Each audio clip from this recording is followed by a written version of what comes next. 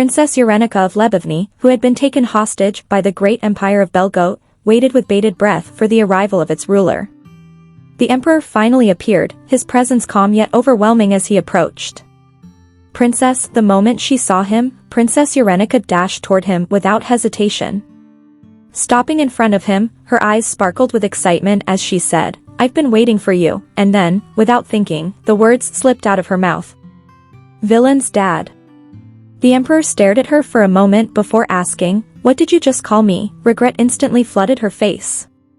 "Oops, why did I say that? Stupid mouth. Stupid mouth."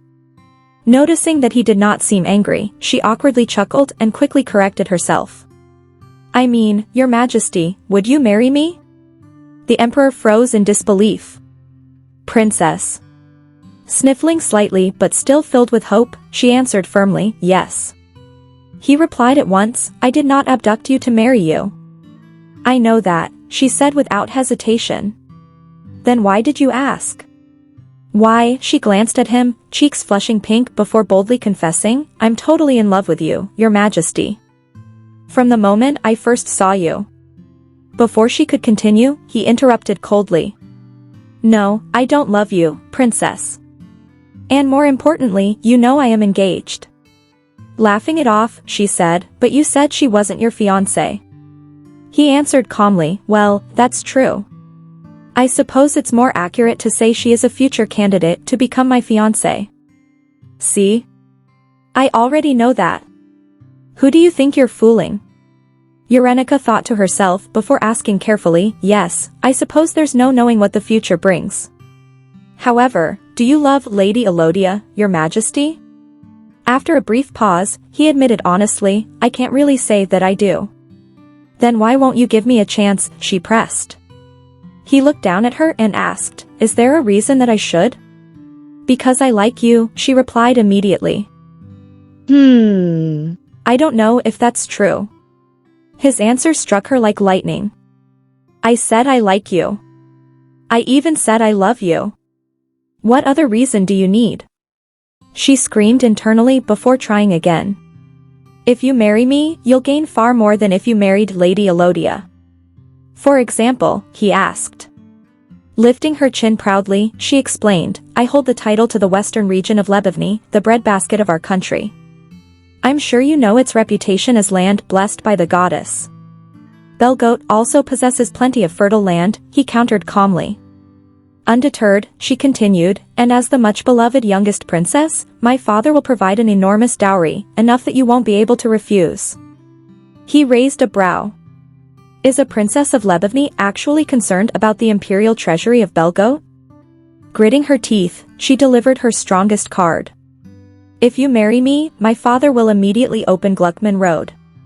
He barely reacted. "I have a feeling he intends to open that road soon regardless of whether I marry you." Defeat washed over her. "This is exactly when I hate how small my country is," she thought bitterly. "If only he knew why I was doing this, he would accept my proposal immediately. I'm trying to save you here. If you marry Lady Elodia, a terrible villain will be born. That woman will raise your son down the path of dark magic. And as the villain's father, you will be murdered by your own son when you turn 40. Her fists clenched tightly.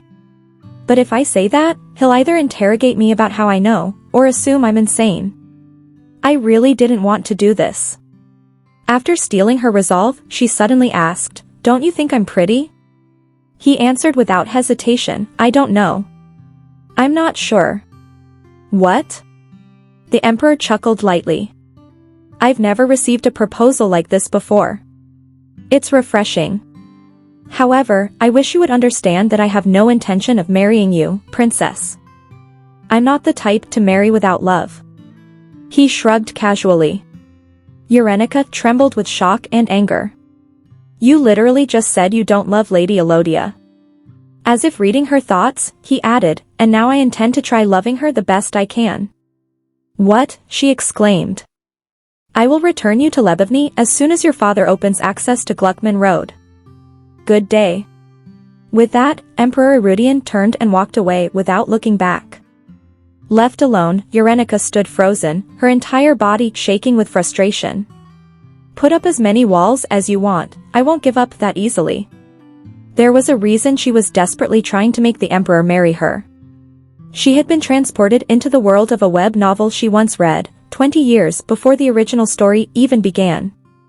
She was determined to prevent the birth of the novel's villain and stop the tragedy destined to destroy everyone involved.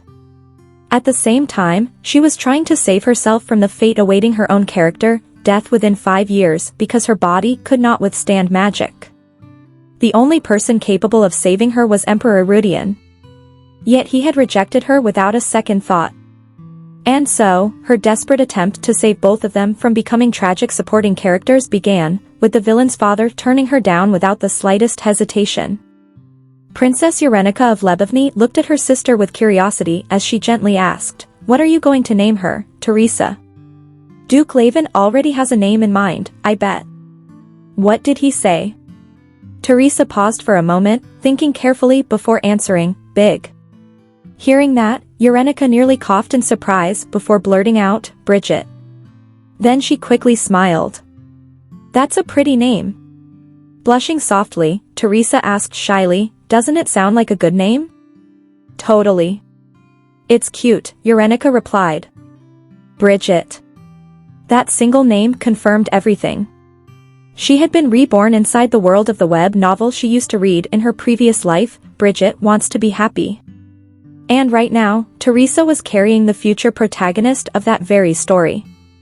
"I first woke up in this body about 8 months ago," she recalled quietly. When she first opened her eyes, she had been shocked by the reflection staring back at her. Skin as white as snow, fluffy light pink hair like sweet cotton candy, and clear pale blue eyes. She had been unbelievably beautiful. Standing in front of the mirror at that time, she had whispered in disbelief, "Is this really me?" But as soon as the words left her mouth, another realization struck her. Was I just speaking in a strange language? While she stood there confused, the door suddenly burst open as Teresa rushed inside. "Yerenica, are you okay?" Yerenica had been momentarily blinded by her sister's beauty. The maids hurried behind her, asking anxiously, "Your Highness, did something happen?" "Your Highness." The words shocked her. She still had no idea who she was supposed to be. Teresa grabbed her shoulders in worry. "I heard you scream. You scared me. Are you sick or something?" "Come on, Yenny. Don't look at me like a stranger." Still frozen in shock, Yerenica could only stare blankly. What? That was the moment she met the woman who claimed to be her sister. Her gaze slowly moved toward the attendants around them. Are those maid uniforms? Really? What happened? Teresa asked again. Nothing, Yerenica replied weakly. What the heck is happening right now? She wondered desperately before finally asking the question that shocked everyone. But, who are you? And where am I? A silence filled the room. Teresa and the maids stared at her in horror. Panic erupted instantly. They assumed the princess had lost her memory. The entire room fell into chaos. Call the king. No, the royal physician. Your Majesty. The princess has lost her memory. Yenny, what are you saying? Teresa cried. Only a few minutes later, their parents rushed into the room, tears already streaming down their faces after hearing the news. Her mother hurried toward her and asked desperately, Oh dear Yenny, do you not remember your own mother? Their concern felt strange to her. What are we going to do with that girl? Do you want to take care of her? As you know, I have a family of my own to take care of. Memories from her past life surfaced faintly. Some people suddenly appeared claiming to be my parents, but I never really had anyone I could call family. Confusion swallowed her whole. What is this place? Where the heck did I end up? Then the memory came rushing back. I thought I died in that accident. She had been sitting beside the window on a bus, peacefully reading a web novel. Then suddenly, the bus lurched violently. A deafening crash followed. And everything went dark. When I opened my eyes, I was here. She sighed inwardly. I should have been grateful just to be alive. And not only alive, but a princess. And a pretty one at that. Yet something felt wrong. A strange sense of déjà vu. This place should have been completely unfamiliar. But somehow, everything felt known. As she sank deeper into thought, a guard suddenly entered the room and bowed respectfully. "Princess, I am Fernando Cardona, your personal guard," she blinked. "Huh? What did you say your name was?" "Fernando Cardona, your Royal Highness." The moment she heard the surname, something clicked inside her mind. Cardona. I've definitely heard that name before. She tried to dismiss the thought. Nah, it can't be. "Pardon?" the knight asked politely. "There's no way," she muttered. "Cardona, my imagination must be running wild." But the memory refused to fade. Where did I hear that name? Suddenly realization struck. In a web novel. She quickly asked him, "Do you have a son?" Or a brother? There was only one person she remembered with that name. The breathtakingly handsome knight and male protagonist of the novel she had been reading before her death. Alexio Lazaro Cardona. Fernando answered calmly, "A son? Your Highness, I'm not even married yet. And I'm an only child of familiar words, familiar names." No wonder everything sounded so familiar. These people, this setting, they were all from Bridget Wants to Be Happy. Am I really inside that world? And from what she could tell, she had arrived long before the main characters were even born. Lost in thought, she barely noticed Fernando asking gently, "Are you all right, Princess Yerenica?" Suddenly another memory surfaced. Wait, doesn't this novel begin with my sister Teresa being kidnapped while she's pregnant? That was right. The tragedy that would set the entire story into motion. And unfortunately, it seemed she had been transported into this world at the exact moment when the future's misfortunes were about to begin. After realizing she was inside the world of the novel, Yerenica's mind spun in disbelief. No way. No way. This is nonsense. Seriously, this is insane. None of this makes any sense at all.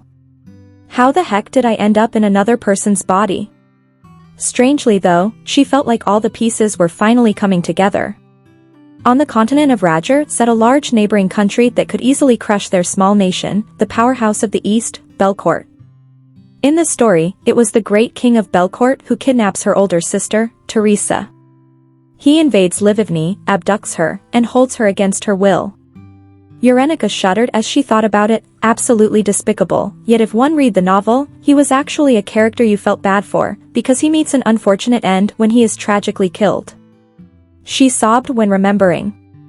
That's why I bawled my eyes out when his character died. She wondered why the author would take him away like that. Come on, writer. But even though she felt sorry for him, she was still scared. Was she scared because he was the ruler of a powerful nation? Or was she scared because this fictional character was suddenly real? Either way, Teresa's kidnapping was the opening act of the original story. It was also the beginning of the disastrous events that befell the generation of the main character's parents. It was a passionate yet strange love story about a princess and her guard, Bridget Wants to Be Happy.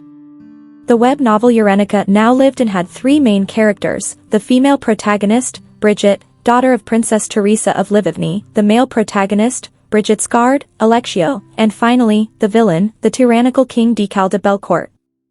In Bridget Wants to Be Happy, the main plot revolved around the two protagonists healing the traumas of their sad childhoods. In other words, their parents' generation was doomed. They were not just talking about a few bad things happening, they were all doomed to die young. From the kidnapping in the opening, they had already lost all chance of living anything close to an uneventful life. Bridget's father, Duke Levin, died in battle trying to get his pregnant wife back. Teresa received the news while in a country far from home and collapsed from the shock. This resulted in Bridget's premature birth weeks ahead of the anticipated date. Talks between Belcourt and Livigny broke down, so Bridget and her mother were sent back to Livigny when Bridget was 10 years old. Decal, heartbroken and enraged at Bridget leaving, began to use black magic, becoming a villain who could manipulate the souls of the dead.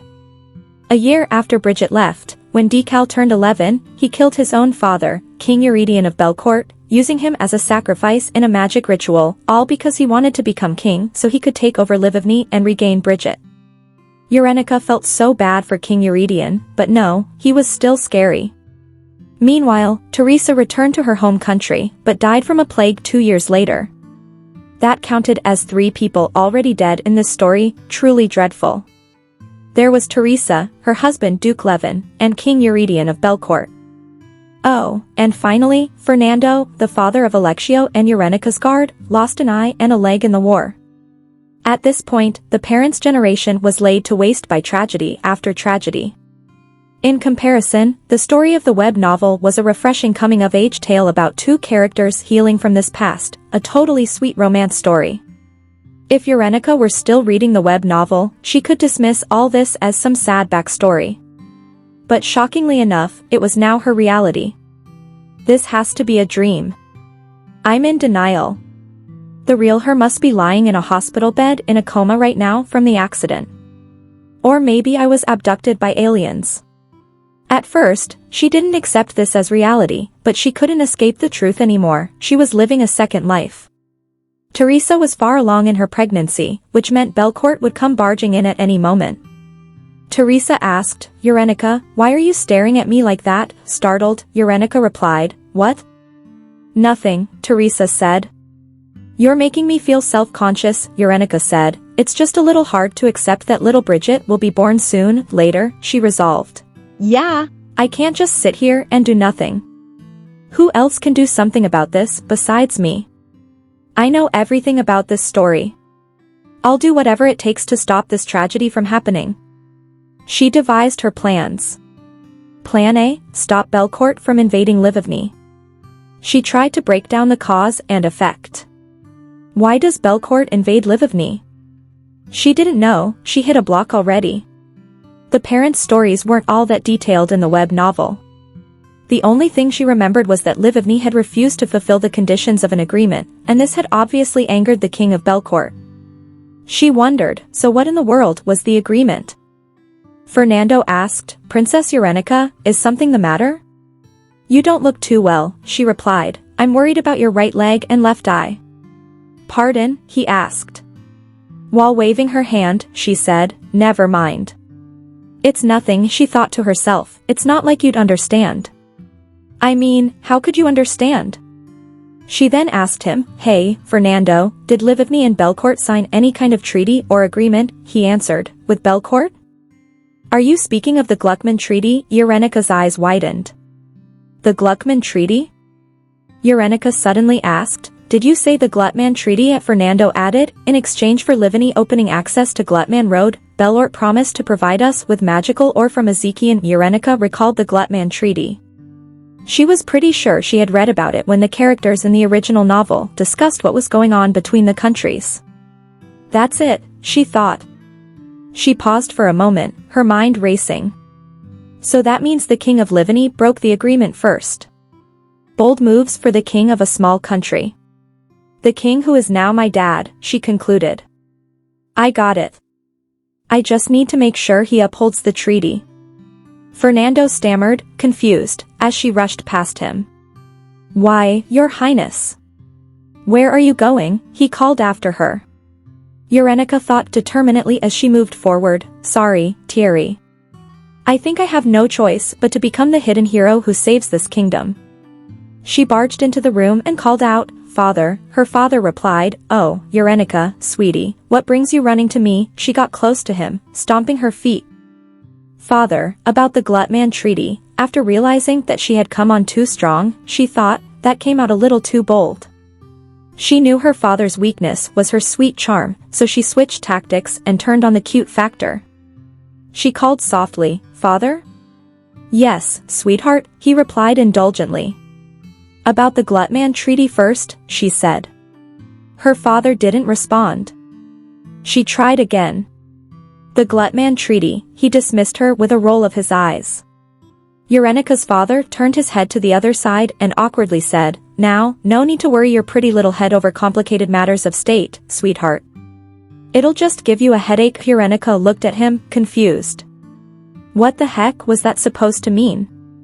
She asked herself. You're not thinking of doing anything funny, are you? Her father asked. What do you mean, anything funny, Yerenica? She shuddered as a chill ran down her spine. And no, she screamed, leaving him shocked. 3 hours later, she confronted her father again. I couldn't believe it. So, you're telling me you closed off Glutman Road for 2 years? Her father averted his eyes, clearing his throat. Belort doesn't produce magical ore. But they need it to protect their borders and their capital city. Therefore, trade with rich Ezekian is necessary. That's why Belort did everything to secure rights to use Glutman Road. It's the quickest way to Ezekian. But with the recent discovery of a large amount of magical ore, an Ezekian trade exploded, and I became greedy, he continued. Oh, if I play my cards right, I can easily make a lot of money. Let's change the conditions of the treaty. The cost for allowing access to Glutman Road isn't just a set amount of magical ore, but 10% of the entire amount traded. Yerenica scolded him in her mind. You're a total bully. For the past 50 years, Livani had received 100 magic ores per payment. Now father is basically demanding 1,000 with no prior agreement. Realizing all of this, she asked, aren't you afraid of Belort retaliating? He waved it off, unconcerned. No matter how much of a powerhouse Belort is, we're all part of the Peace Treaty. There's no way they'll attack us. Yerenica realized that her father was the reason why Belort, the peacekeeper of this continent, had lost patience. She was at her wit's end. She asked again, are you really not going to reopen Glutman Road? Why should I, sweetheart? He asked with a smile. She stormed away, frustrated beyond belief. Arch, is this guy for real? She thought. She had failed before she even had a chance to get started.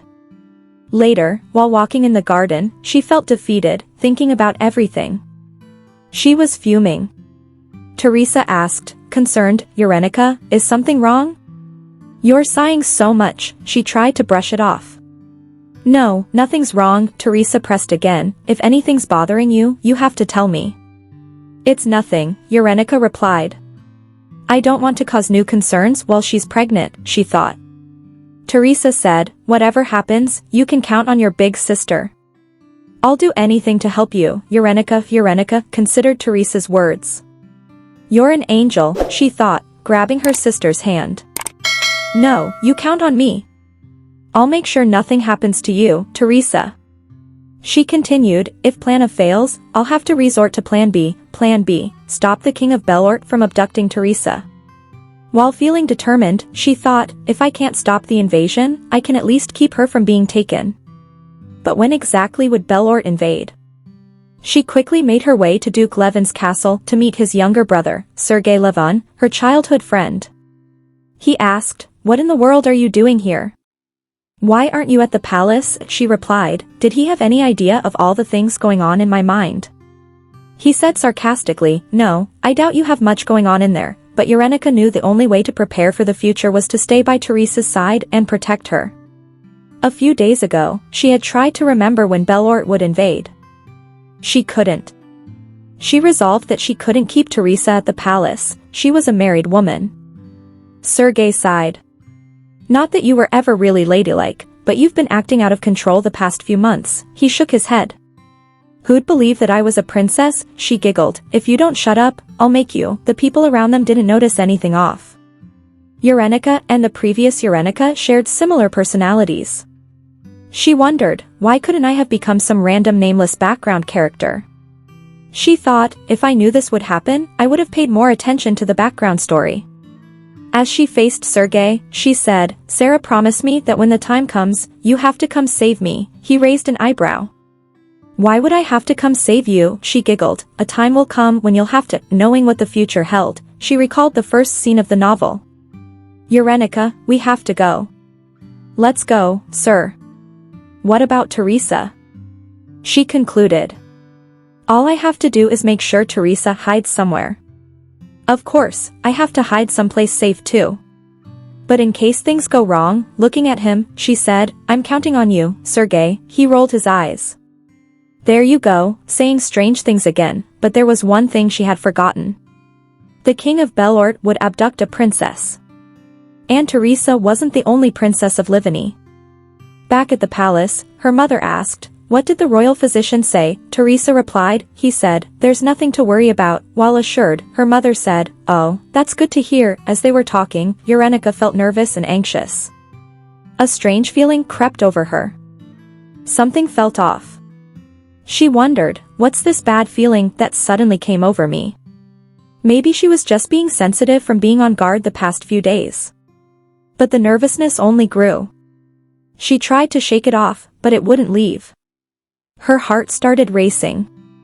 "I'm nervous, but something's making me really nervous about today." Her heart wouldn't slow down. As she was busy thinking about her worries, her father said to Teresa, "Make sure you look at and listen to good things for the baby," Teresa said with a smile. Of course. Yerenica jumped to her feet. "I've got to do something." She grasped Teresa's arm and said, "Teresa, let's go back." "You shouldn't be outside for too long," Teresa said. "But Yenny, we've barely been here for 2 hours, Yerenica insisted, pulling her gently. 2 hours is more than enough. Her mother and father were surprised by her actions. He asked, "What's wrong?" Yerenica responded, "Teresa gets tired easily if she's out and about too long. I'll get you home." "Let's go." Hearing that, her mother said, "Oh dear, I thought you were all right." Teresa, while leaving, Yerenica waved and said, "You should all stay in the palace today." "Promise," her father said as she hurried away. "Get home safe." As they were leaving, suddenly they heard a voice. "Find her." Yerenica wondered, what's going on? As they heard the marching of soldiers, a guard shouted, "We're under attack." Yerenica was still wondering, no, is it the Belcourt army? I should look into becoming a fortune teller. Her heart pounded even harder.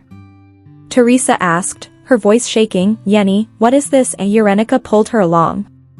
"There's no time this way."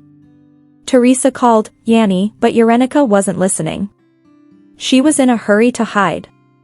Teresa said, "Yenny, Yerenica, please." "Mother and father are, they'll be fine." Yerenica interrupted her. Indeed, in the story, absolutely nothing happens to them. King Eurydion takes Teresa and leaves. They reach the hidden passage just in time. Yerenica peeked around the corner before explaining quickly. "Teresa," she pointed to the floor, "go in here." She thought, this is the secret passage that Bridget discovers as a kid. Showing her the way, she said, "See that small knob sticking out of the floor? When the soldiers come in here, quickly press that. Then you'll slide all the way down to the basement." As she went inside, Teresa called Yerenica. Yerenica told her, "Stay in there and don't come out." "Okay," Teresa said, while tears dropped down her face. "At least explain what's going on. What is this all about?" Yerenica thought, there's no way the both of us can fit in there. I'll just have to go find the second secret passage. As she closed the secret passage, she said, "Just worry about Bridget right now." Teresa called one last time, "Yerenica," she shoved her in. After that, she thought, I need to hurry before the soldiers rush in. Peeking through a small gap, she sighed in relief. There, now Teresa is safe. "I'll see you later," she whispered as she turned to leave. Tears were falling from Teresa's face. The sound of swords clashing echoed through the hall. "Oh no. They're already in here. Holy crap, this is totally serious." She was hiding from the soldiers behind the pillars.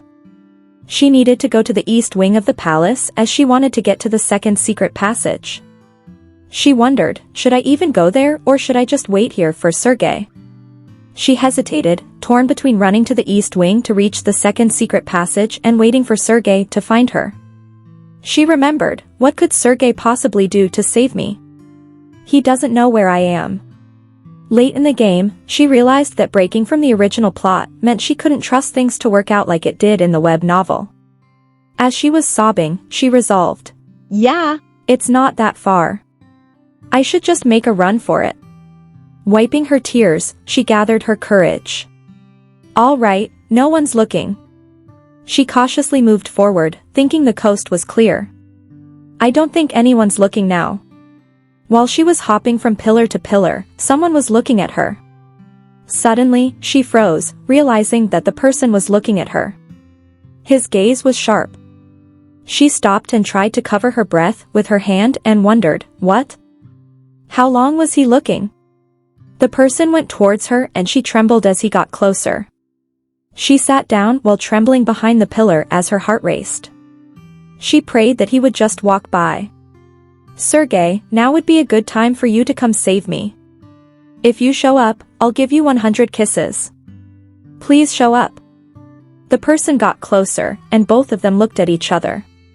Standing before her was a man with shiny silver hair and red eyes glinting with amusement. The person said, looking at her, pink hair and light blue eyes. Got you, Princess Yerenica of Livivny, he said smugly. Her heart sank. The king of Belcourt. No, Sergey, you jerk, she thought desperately. The king of Belcourt abducted Yerenica and lifted her onto his shoulder. He started walking with her still in his grasp. Yerenica thought, I'm screwed. Why is the ground above my head and the sky below my feet? She began counting, 1 brick, 2 brick. When the soldiers saw the king taking her, they shouted from behind, Princess Yerenica, unhand the princess, you brute. The soldiers rushed toward them and attacked. The king of Belcourt kicked one soldier while the others were confronted by his men. TSK, such a nuisance, he muttered. Yerenica's stomach was hurting. I said I wanted to stop Teresa's abduction, not take her place, she thought. Suddenly, Sergey came running, calling her name. Seeing him, she shouted, Sergey. What took you so long, you big jerk? Eurydion was fighting the soldiers while carrying Yerenica. Yerenica sniffled and said, excuse me, Mr. Belcourt, sir. Hey, could you put me down please? Eurydion asked, you want me to let you go? I'm not even asking for that, she shouted, tears falling from her face. I just want to be put down. I'll walk on my own 2 feet. Or could you at least hold me right side up? It really hurts. It hurts. Your armor hurts. He put her down, but she found herself on a horse. She was shocked. She hit her head on the horse's neck. What's happening? Put me down. I'm scared, she thought. Eurydion hushed the horse. Hush, hush, he rode beside Yerenica and said, keep your back straight and lean against me. Yerenica did as he instructed and asked, oh, like this? Yes, like that, he replied, then ordered, Army of Belcourt, we ride. The horse lifted its legs and started galloping. We'll pass through the magic circle. Don't fall behind, he commanded. Yerenica wondered, a magic circle? She saw the circle glowing brightly. My eyes, Eurydion covered her eyes with his hand and ordered, don't stop. Keep going. We won't stop until we're on Belcourt soil. After a while, Yerenica lost consciousness. She opened her eyes later while Eurydion was talking with a mage. He said, I had no idea her body wouldn't take to magic this strongly. Eurydion asked, so, you're saying you can't wake her up? Yerenica thought, it's all so noisy. She opened her eyes and the first thing she saw was Eurydion. He said, you're awake. She thought, wah, a hot guy. A hot guy talked to me. That's nice. Eurydion called her princess and asked the mage, is something terribly wrong with her? The mage replied, allow me to examine her, your majesty. He sat close to her and said, your highness, if you'll pardon me. He activated a magic circle on his hand. Yerenica felt nauseous. He extended his hand toward her and said, one moment, your highness. She thought, what's this? Did I get motion sickness and a headache? As he touched her head, she felt a surge of pain. It feels like my head's going to explode. It hurts. It's torture, she thought. She was in pain, reaching out desperately to someone for help. Please, someone, anyone, help me. As she touched someone's foot, the pain disappeared. What? The pain disappeared. A foot? It was Eurydion's foot. He looked worried for her. He asked, Princess, are you all right? She replied while sobbing. I'm all right, she shouted. Wah, what the heck, she recalled. I was on full alert the past few days to protect Teresa, only to end up kidnapped and slung around like a sack. And then I was on a galloping horse, and I've never even been on a horse.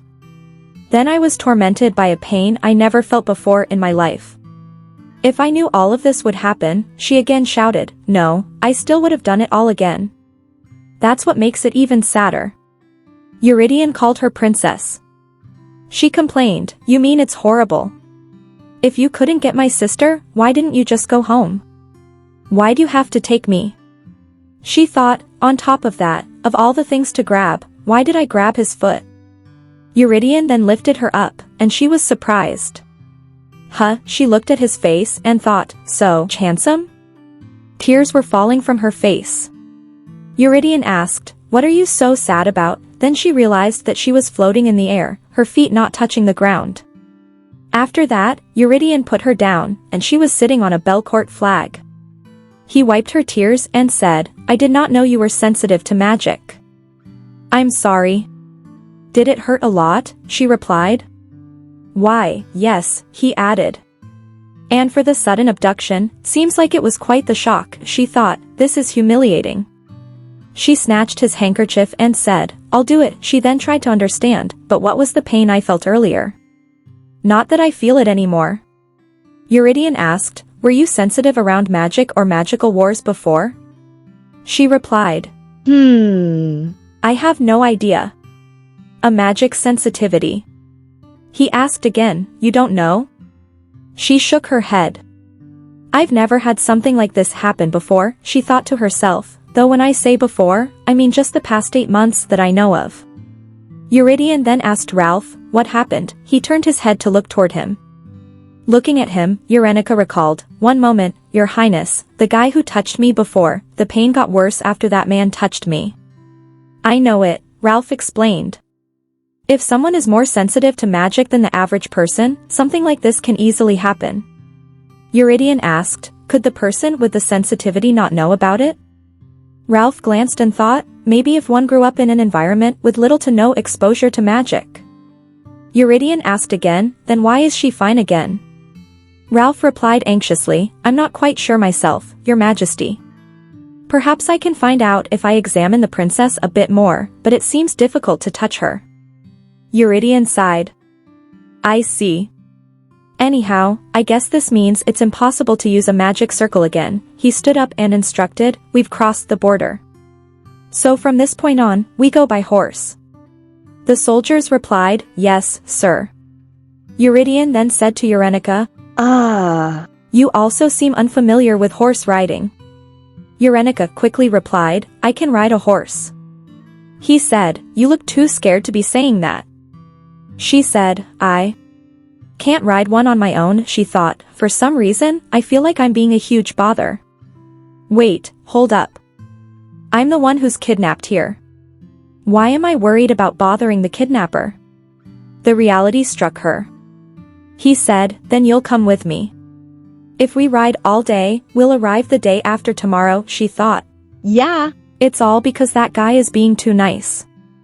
No matter how I think about it, he's way too considerate for a kidnapper. Decal as a character easily became obsessive because he felt deprived of love and affection. I thought his father would be a lot colder, she thought. Eurydion extended his hand to offer her. Get up, Yerenica grabbed his hand and said, thank you, she asked. Do you have any intention of returning me to Livany? Eurydion didn't speak for a moment. Yerenica thought, I knew it. No matter how nice he looks in the novel, he's the guy who kept Teresa captive for 10 years. Eurydion finally spoke, once I reach a settlement with Livany, until then, I'll guarantee your safety and comfort. I swear on the name of Belcourt. Yerenica recalled, this is a man who will be brutally slaughtered by his own son before he turns 40. This is probably what it feels like to be the only person in this world who knows how his life will end. He asked, so may I request your cooperation, princess? Yerenica thought, I feel a similar sense of responsibility that I did for Teresa. He continued, though there's not much she could do if this came across as a threat. Then a sudden thought hit her. I don't even know this man's name because he doesn't appear in the novel, she mumbled. Mister? She asked. Eurydion was shocked. May I ask for your name, sir? She asked. He replied, Eurydion Urian Louis de Belcourt. She also introduced herself. As you already might know, I'm Yerenica Sophia Livany, she smiled and said, nice to meet you, he replied, the pleasure is mine. After that, they started traveling by horses. Yerenica was tense, struggling to stay steady on the horse, while Eurydion guided her. Relax your body, princess. If you keep your upper body too stiff, your back will hurt, he shouted. No, it doesn't hurt at all, she thought to herself. Did he take his armor off because I complained about how much it hurt? It felt a bit more comfortable, but my butt, without the armor, their bodies were too close together. She could feel his tight muscles through his clothes, and with every movement, she felt everything too vividly. Blushing, she reminded herself that she had been single her whole life and was shy. Mentally, she was 25 years old plus 8 months. Looking at his face, she thought, also, does this guy not sweat? He smells clean and cool, I think it actually makes me feel better. It's almost like I feel energized. She started taking heavy breaths and then realized, oh my god, I had no idea I was such a thirsty woman. She almost fell, but Eurydion caught her. Sit still, princess, he said. Yes, she replied, thinking, yep, this all feels too embarrassing. A few hours later, Yerenica was in pain and lying on the ground. Now, what's going on? All I did was watch Ralph make a fire. I'm dying, she thought. As Eurydion picked her up, she reminded herself, now's not the time to be embarrassed about him touching me. As he pulled her close, she felt the pain subside. Eurydion embraced her and said, how strange. Isn't she a little too sensitive, Ralph? Yerenica was still trembling. Ralph replied, all I did was start a fire, Yerenica recalled, this is already the 3rd time I had this strange reaction. First, when we went through the magic circle once, second, when they tried to use healing magic on me, and just now, all Ralph did was use magic to start a fire for the camp. Ralph said, it seems that the princess is a person unadapted to magic, Eurydion asked while patting her. Unadapted to magic? Ralph explained, yes, it's very rare, but sometimes there are humans unable to physically or mentally handle magic. Yerenica thought, no, there's a more basic reason. She recalled Ralph saying, maybe if one grew up in an environment with little to no exposure to magic. She realized that being someone who had not been exposed to magic in this world could also mean she was not truly a person of this world. I may be wearing Yerenica's body, but I'm still USU Sue, she reflected. Eurydion instructed, refrain from using magic for now, Ralph. It seems she can't handle even the smallest of magic spells, so be careful, her mind raced. What I don't understand most is why it hurts enough that I feel like I'm going to die, and then the pain disappears as soon as this man touches me. Eurydion lifted her close to his face and asked, are you sure nothing like this ever happened before in Livivny, princess? She thought, for the past 8 months, this is the first time I've even seen a mage since arriving in this world. Compared to Belgoat, Livivny was a weak country. Magical wars only occurred to protect the borders. Magic users were mostly foreigners, as there were no royal mages. The Tower of Magic had none. Meanwhile, Belgoat imported tons of magic users and systematically developed them. Black magic was widely used in secret, and the Tower of Magic had one. My body rejects magic, and that's the kind of kingdom I'm being taken to. No joke, but I might actually just drop dead, she thought. Could you just knock me out instead? Yerenica asked. What? He replied. Just whap a real quick one in the back of the head. You should be able to quickly make it to the palace while I'm out, she said. So, you want me to hit you? He asked. At least that pain is momentary. It'd be nice to open my eyes and be in a bed, she replied. I reject your request, he said firmly. He put her down and added, I won't allow the mistreatment of another kingdom's royalty. She asked, why do you have to be such a considerate kidnapper? Then she pointed and said, that guy over there has an arm that's sliced open. And look at that guy's leg. You can't even light a fire without magic. That means we can't eat and you can't heal them either. I cannot continue to detain you any longer. If you feel bad about raising your hand to me, you could just go through a magic circle like before. I'll probably pass out from that, he asked. What if I do that and something terrible happens to you? She glanced at his face and replied, if something goes wrong, you could just hug me like you did just now. She giggled softly and thought, I am absolutely not saying this because I have feelings for him. Absolutely not. Eurydion sighed. That wouldn't be hard to do. But once again, I refuse your request. We can always manually build a fire. And you are an unarmed woman who cannot even hold a sword. You are definitely terrible at hiding yourself. Those men are seasoned troops of Belgoat.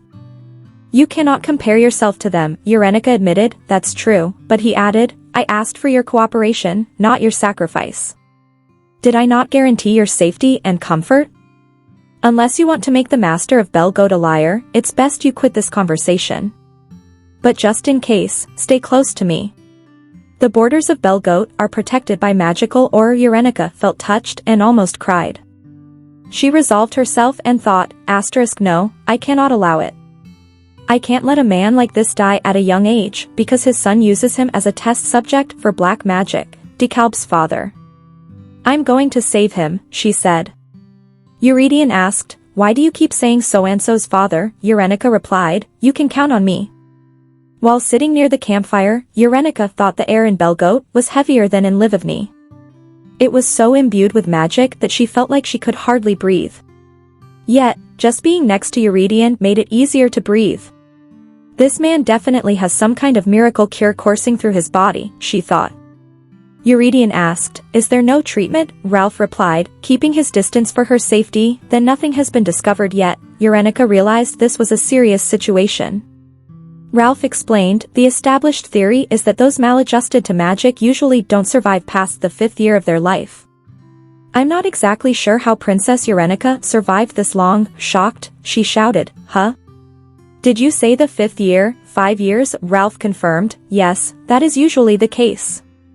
It doesn't matter if they lived somewhere with as little magical influence as possible. Magic isn't something that only flows in the earth. Magic is one of the 2 powerful forces that make up this world. It's in the very ground we walk on and the air we breathe.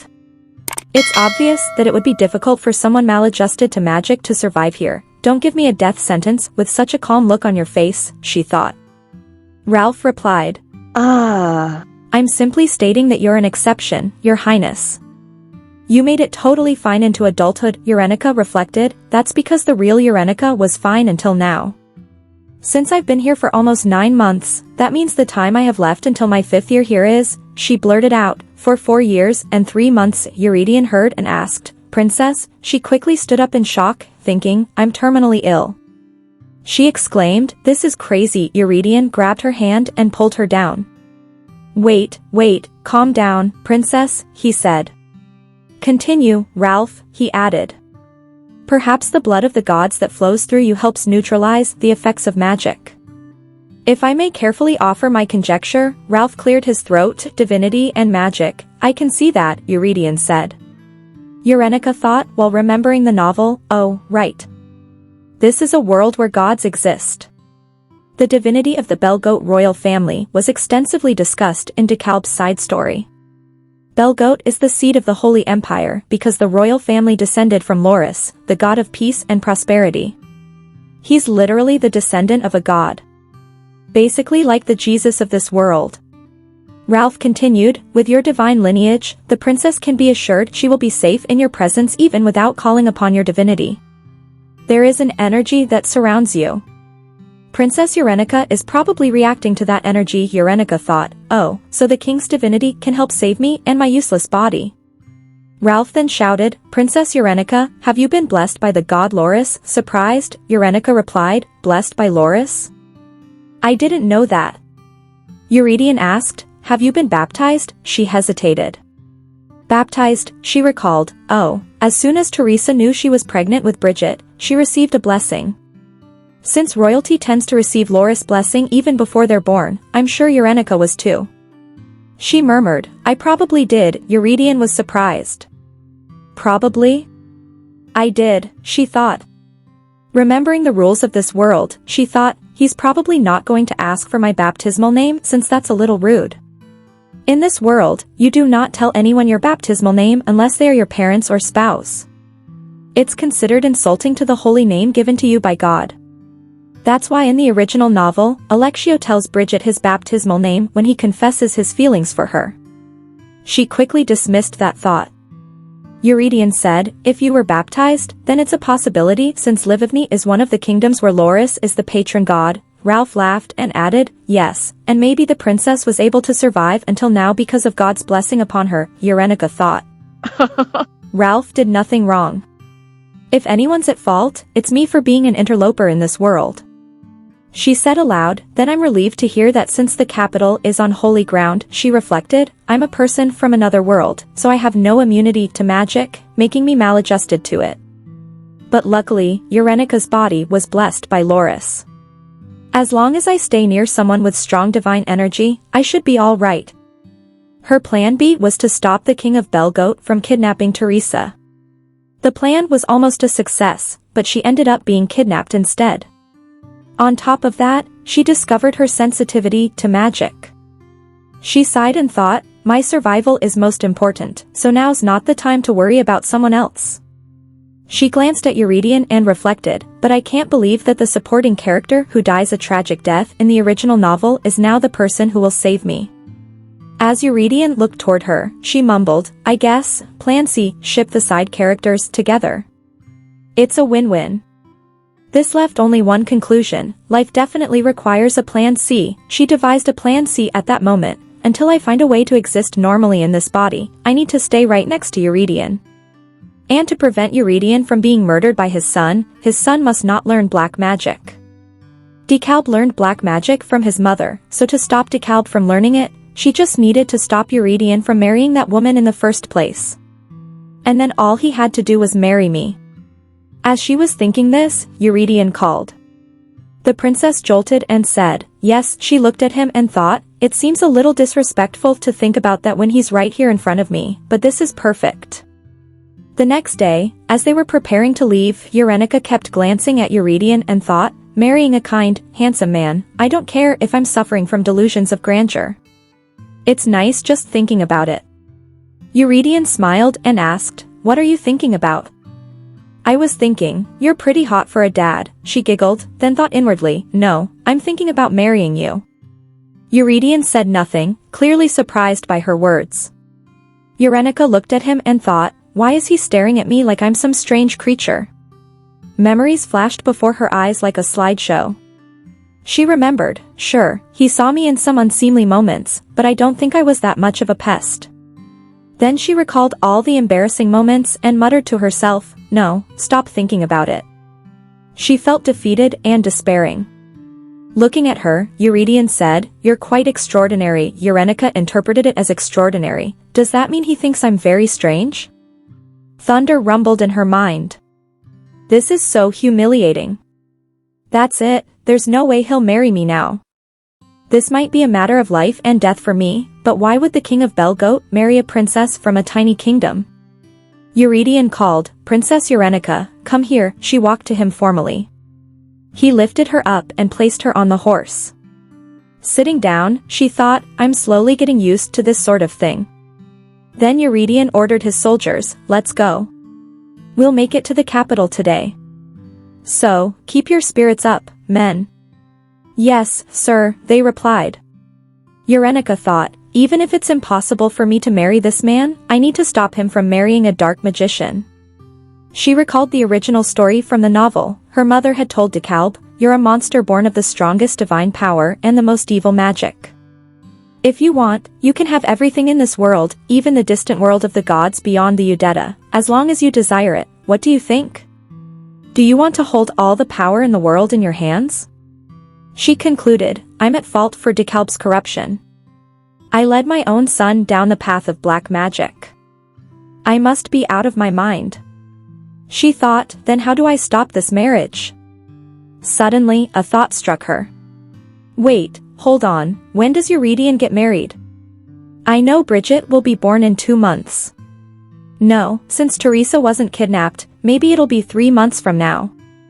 Bridget and Alexio are the same age, and DeKalb is 1 year younger. If I'm being generous, I have only a year to stop this. Hesitantly, she asked. Your Majesty. He replied, what is it? She thought, how should I ask him this? And then blurted out, Princess, Your Majesty, are you unwed, or are you expecting a child? He exclaimed. What? She thought, I know this is ridiculous.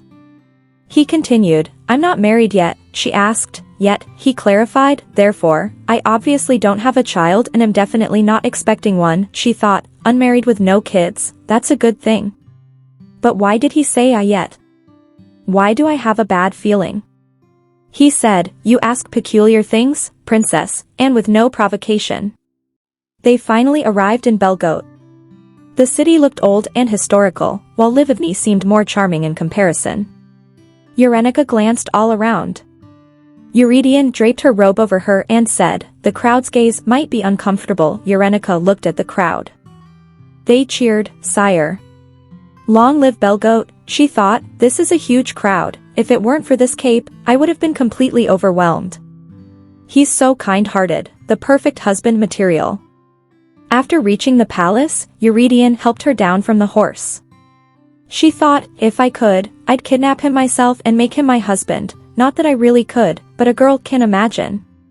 Suddenly, someone ran up to Eurydion, saying, Your Majesty, I'm so relieved you made it back safe and sound.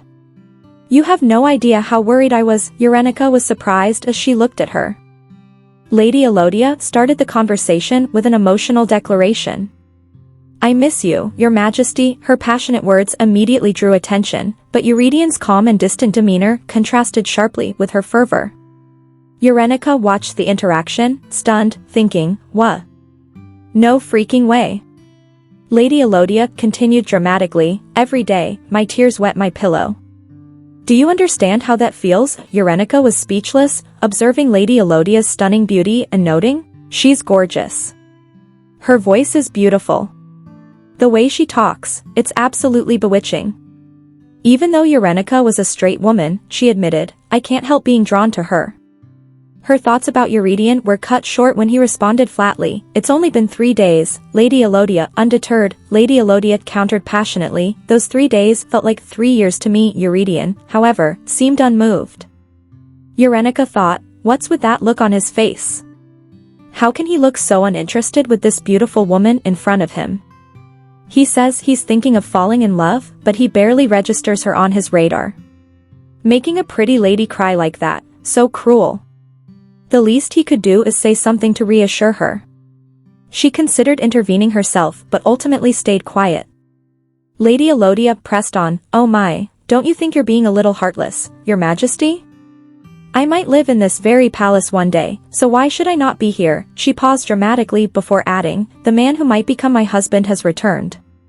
Who else would come out to greet you? Eurydion gave a short, polite response, yes, thank you. Yerenica's mind reeled.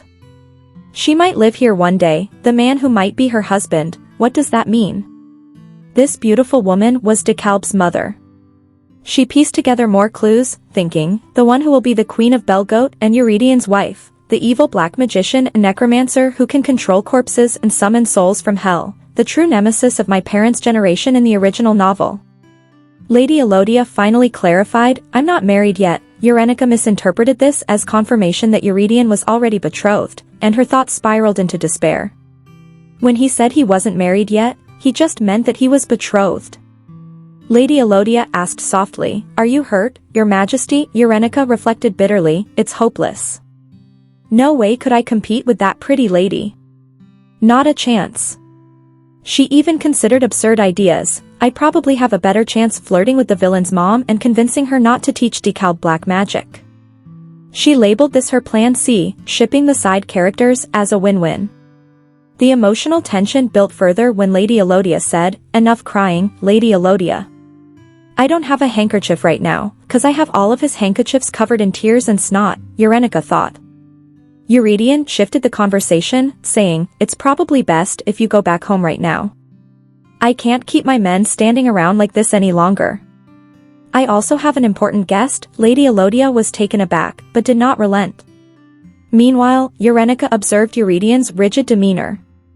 I knew Eurydion could be a rigid guy, but he's not falling for her charms at all. She compared her own position to Lady Elodia, concluding, considering that he doesn't treat her any differently than me, and they're engaged, my plan definitely doesn't have a chance. Yerenica was still deep in thought when she noticed Lady Elodia glaring at her. Suddenly, her head began to spin, and her body felt heavy. She panicked, thinking, this feels different from anything else I've felt. This is strange, my body feels heavy. I feel like I'm sinking into the ground. Deep into the ground, deeper and deeper down into the underworld. The realization hit her, the underworld, wait, did she? But before she could piece it together, Lady Elodia made one last plea to Eurydion. Then at least promise me we'll see each other again soon, so that I can look forward to something while waiting. See you next time. Meanwhile, Yerenica struggled with an overwhelming sensation. It feels like the blood is being drained from my body, I'm being dragged down. The guards and onlookers noticed her distress, shouting, Princess Yerenica. Your Majesty, Yerenica gasped, struggling for air, I can't breathe, I feel like I'm going to die. Eurydion stepped in, saving her from the brink once again. Yerenica looked at him in awe, thinking, once again, this man saved me. But Lady Elodia's presence loomed heavy, and Yerenica heard someone whisper, I don't know who you are, but it looks like you're being haunted by the damned. Her thoughts raced, that feeling I just had, she definitely tried to kill me with black magic. Invisible hands of the damned, capable of dragging a living person into the underworld, that was exactly how DeKalb's magic was described in the novel. Yerenica's mind raced as she pieced together her predicament, silently screaming, what the heck did I do to you, lady? Eurydion's commanding voice cut through the panic, addressing Solier Elodia directly. Lady Elodia, he said. She responded with composure, yes, your majesty. His tone sharpened as he continued, you speak imprudently to royalty of another foreign nation. As a vassal of Belcourt, you should not embarrass me. Immediately, Elodia shifted her tone, offering an apology. I was simply worried for you, sire. The tension rose as Yerenica stammered internally, what? Eurydion then turned his attention to her, adopting a diplomatic front. I see that you're royalty from Livany. I'm sorry if I insulted you. You seem very unwell. If you'd like, as an apology, I would like to show you to your quarters. Would that be all right? The offer, however, set Yerenica's nerves on edge. Her thoughts ran wild, what? Sorry if I insulted you, she wants to show me to my room? I would have fallen for that pretty face if it wasn't for the attempted murder. I'm not an idiot. No way I'm following. Faking illness, she collapsed dramatically, gasping. Princess, I'm dying, she muttered. Eurydion sighed with exasperation, Your Majesty, you don't give me a moment's rest, Yerenica inwardly grinned. Nice. Just as I planned. I'm not much of an actor, but I was the queen of faking illness back in the day. Eurydion dismissed his knights with a simple command. Men, good work. You may go rest now, they bowed and replied in unison, yes, Your Majesty. He then turned to Elodia, his voice firm. Lady Elodia, you should go home as well, she hesitated, her voice trembling slightly. Why, Your Majesty? Yerenica's thoughts burst with defiance, you tried to kill me. You villain. You betrayed enabler. You big mean. You think I'll let a man like this marry a woman like you? DeKalb's dad can marry any other woman in the world besides her. She glared at Elodia with all her might, mentally taunting, go ahead, keep glaring at me like that. What are you going to do? Eurydion observed her expressions with amusement, remarking, you know you're terrible at hiding things, Yerenica retorted, I don't think so. You read the encounters. I do, her internal monologue faltered. I know it's easy to read what I'm thinking on my face. Her memory flashed back to her old life, where her boss would constantly chastise her for her transparent expressions. She cringed internally. What the? I can't believe I'm hearing the same critique from my real job in this fantasy world, so embarrassing. Eurydion continued, his tone light, the first time was for real, but the second time you probably faked it. Yerenica froze. Oh, her fear intensified as Celia's ominous presence loomed larger in her mind. She scares me, she whispered. I thought as a black magician she'd keep that hidden. There's a type of dark magic that snatches away souls that need to return to God and turns corpses into puppets. If you are caught practicing this, it's execution. No question. That is why black magic is secretly passed on from teacher to student, and then from that student to their student, and so on. Yerenica reeled as the pieces came together. Yet the fact that Celia openly holds the spot of second in command at the Tower of Magic, her thoughts trailed off. Oh, she must be very powerful. But she gives me a strange feeling. I think I messed with the wrong person. Eurydion addressed Yerenica, his voice calm but resolute. I'll speak with Elodia so that she doesn't use magic in your presence, Yerenica protested weakly. No, what I mean is, I felt cold, damp, invisible hands, Eurydion reassured her, but it might be best if you two avoid one another. Magic is like a second skin to her. She did a lot of work to help develop Belcourt's Tower of Magic. She wields a great deal of magical power. That's probably why you felt the way you did earlier, Yerenica's internal panic intensified. I'm screwed, I can't even try my luck here. She was struck by the futility of her situation, whispering internally, that woman you trust so much is a black magician who should be executed right now. I found out because I read it all in a book. It's not like I can tell him that. She glanced nervously at Elodia, thinking, besides, if I don't watch what I say, I feel like that scary lady would totally slaughter me. Euridion's commanding presence returned as he asserted, she will no longer freely enter the palace as she did today. Yerenica's heart fluttered unexpectedly. DeKalb's dad is so cool. Her composure faltered as she stammered, thank you, she caught herself, embarrassed. I almost fell for that handsome face. The scene shifted as Yerenica's attention was drawn to a palace in the distance. She marveled at its architecture, the onion-shaped white domes, the big windows, the ivory curtains, a little palace that reminded her of the royal palace in Livany. As realization dawned, she gasped, is this, let me down, please? Her thoughts flashed back to the original novel. There, Zia held her pregnant stomach as she looked up at the white onion-shaped castle in a daze. It was an exterior that reminded her of her home, and tears poured down her face. Did the King of Belcourt arrange this for her? She realized this was where Zia and Bridget lived in the original novel, Burelia Palace. Yerenica stood in awe, thinking, it looks exactly like how it's described in the novel. She was interrupted by a polite greeting. It's an honor to meet you, Princess Yerenica. Confused, she replied hesitantly, A maid with light brown hair approached her with a warm demeanor, pulling back the curtains gracefully. Yo, Grace, how are you feeling today? She asked, her tone gentle and precise. Yerenica observed her attentively, recalling the novel. This particular maid had looked after Teresa with the most care out of all the maids in Burelia Palace. Trying to mask her familiarity, Yerenica responded, I'm all right, but the memory of the novel lingered. Teresa and Bridget were closest to this maid, Marianne, during their time in Belcourt. This is my first time meeting her, yet I feel like I know her already. This feels strange. Walking through the palace, Yerenica noticed every detail, the grand staircase, the radiant sunlight streaming into the room. This was where Teresa and Bridget had lived, where Bridget's story began. The vivid sunsets described in the novel were all here. The world that had once existed as words on a page was now tangible. Standing in the room, Yerenica felt conflicted. Even though I confirmed a long time ago that this is the world of the novel I was reading, why do I suddenly feel this way? Is it because this is where Teresa spent 10 painful years?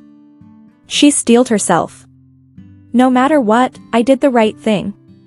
It's a good thing I stopped Teresa from being dragged far from home while pregnant.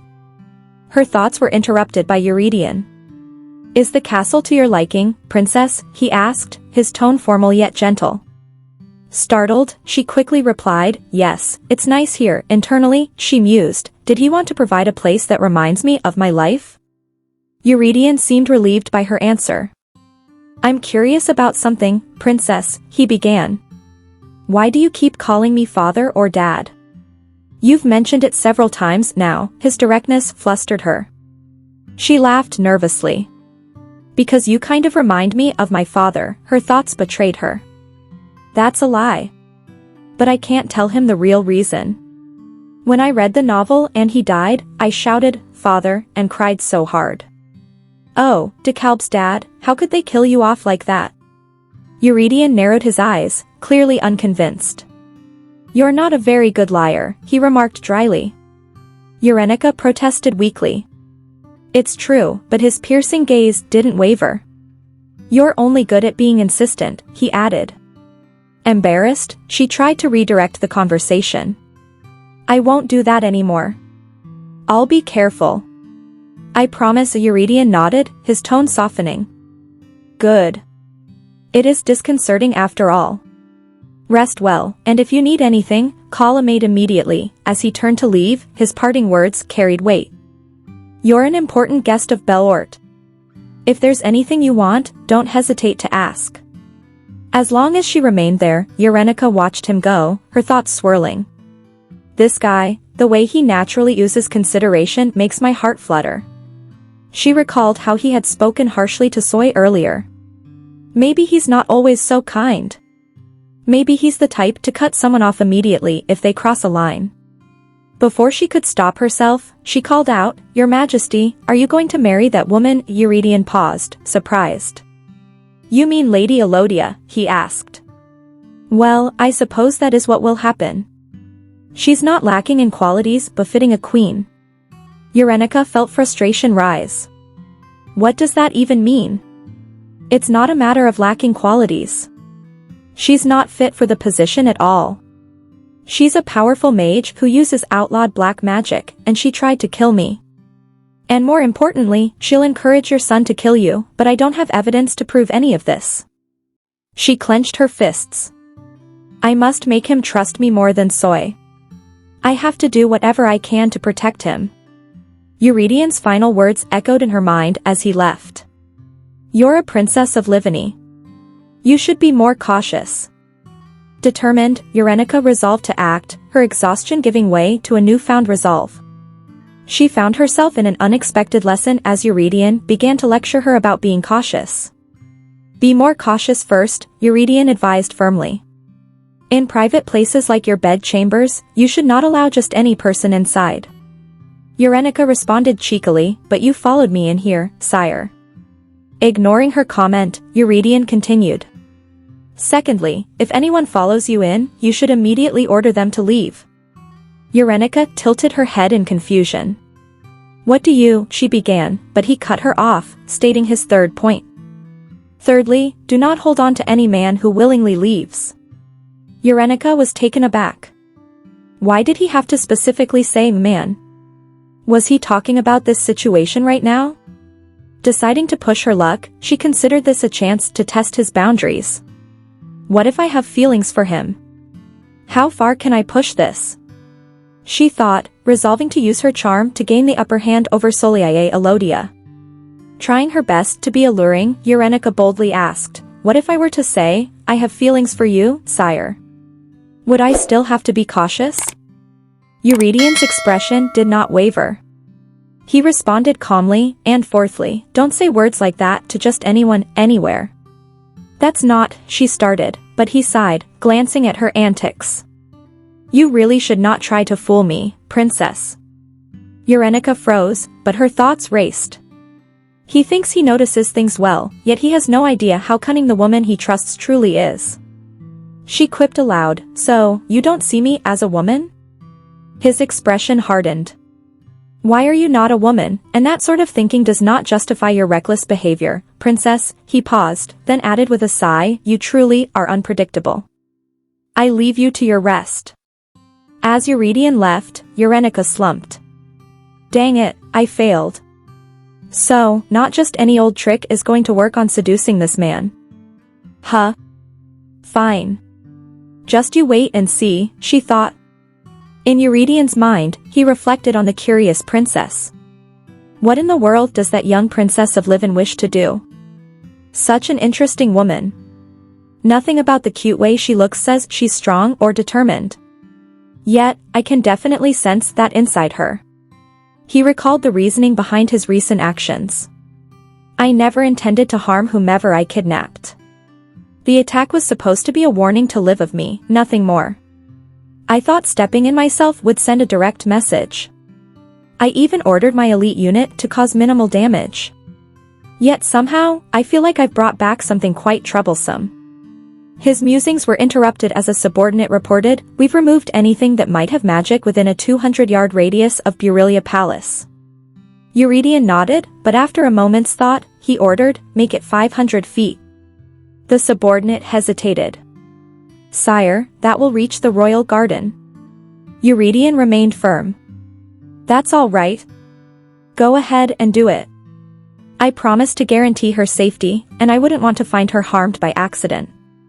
Later, Eurydion observed Yerenica from afar, smiling faintly. "She's like a kitten who doesn't know anything about the world." Turning serious, he commanded Ferric, "Don't allow Soliae Elodia to enter the palace grounds for now. Let the staff know." Ferric was taken aback. "But your majesty, Lady Elodia may not take this kindly." Eurydion brushed off the concern. "Until now, I didn't concern myself with Lady Elodia. But with such an important guest to protect, I cannot allow her free rein.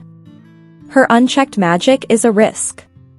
The next day, Eurydion reflected on his decisions, only to slightly regret one of them as unexpected developments arose.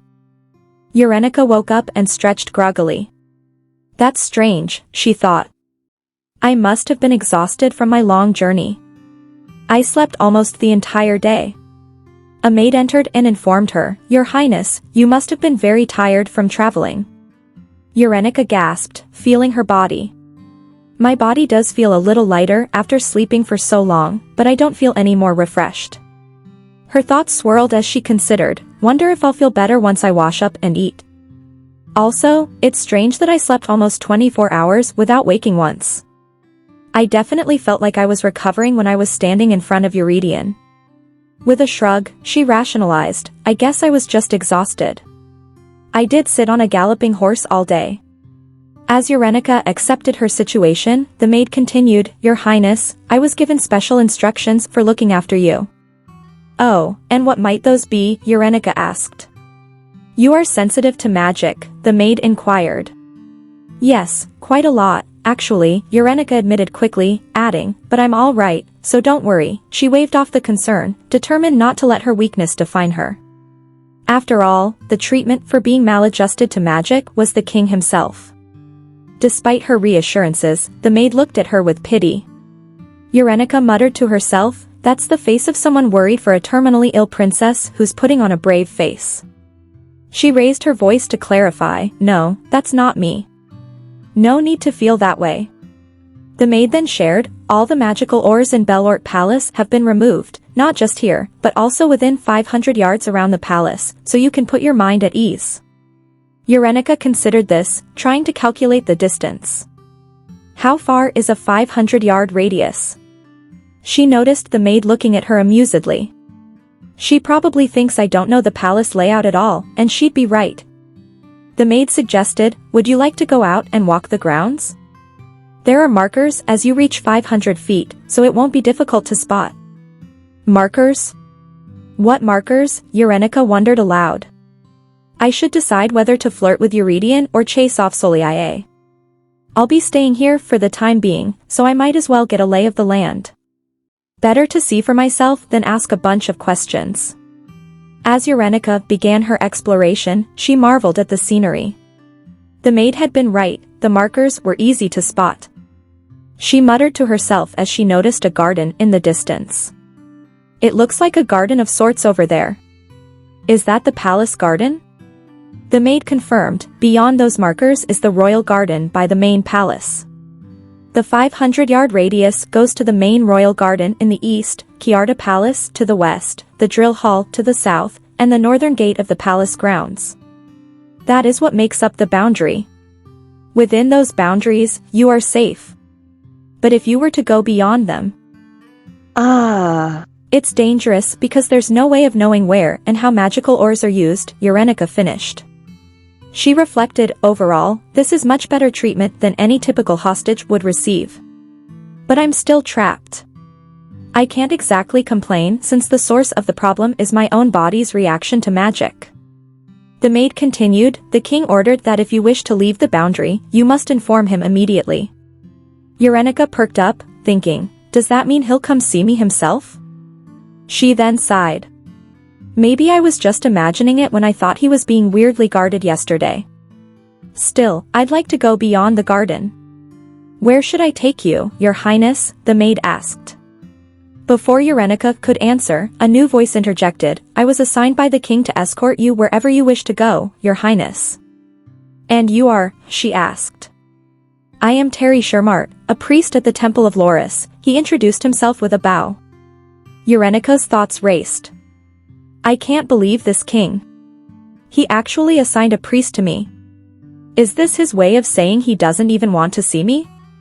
Terry gave her a brief tour, explaining, the garden we just passed is Shad Royal Palace's central garden. It was a special place for the late king and queen.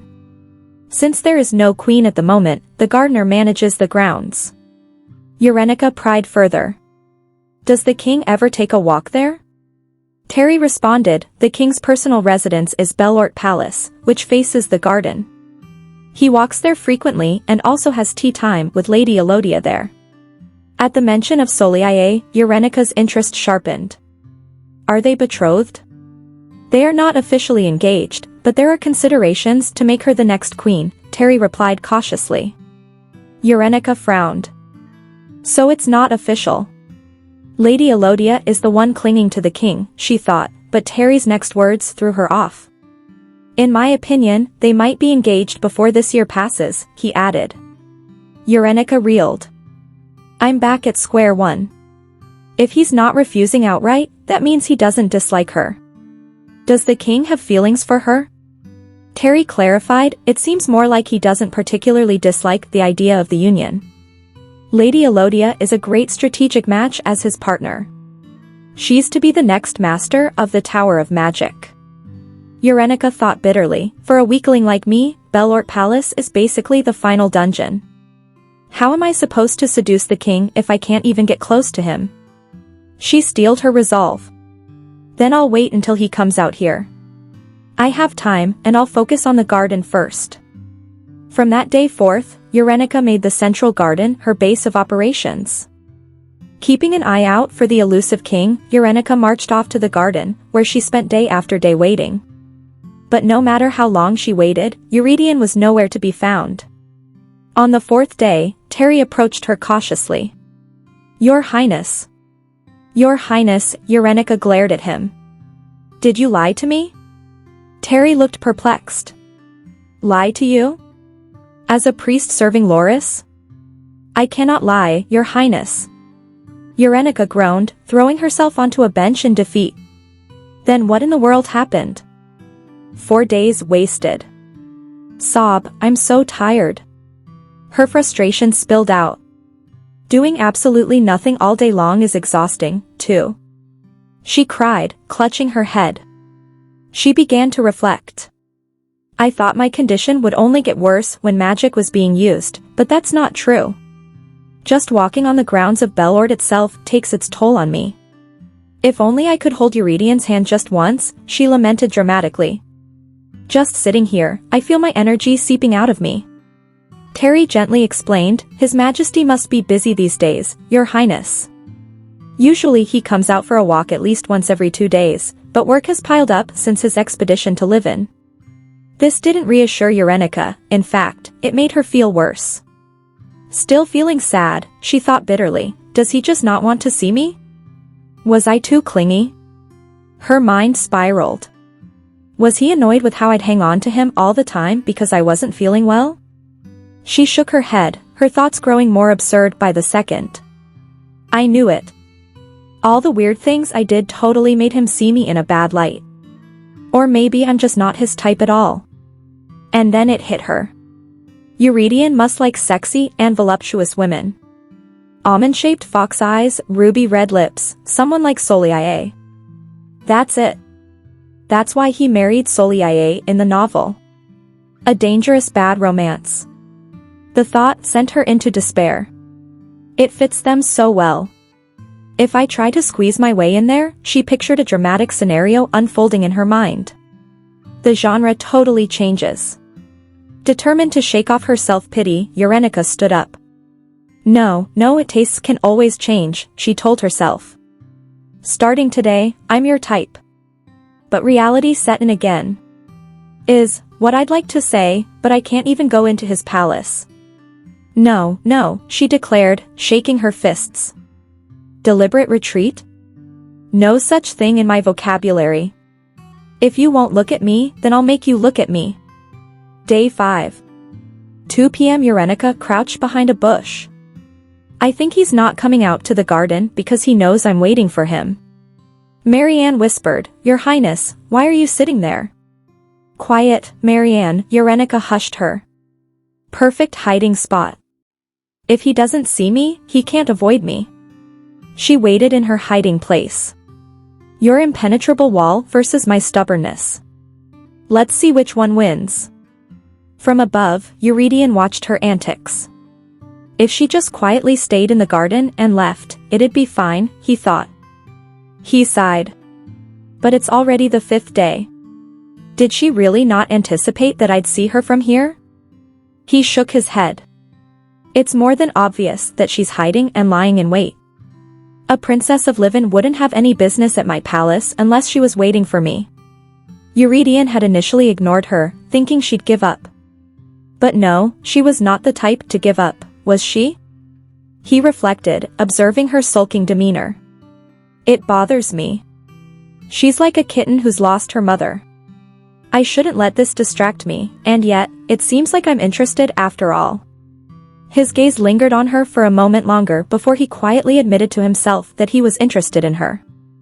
Eurydion grew up as an only child.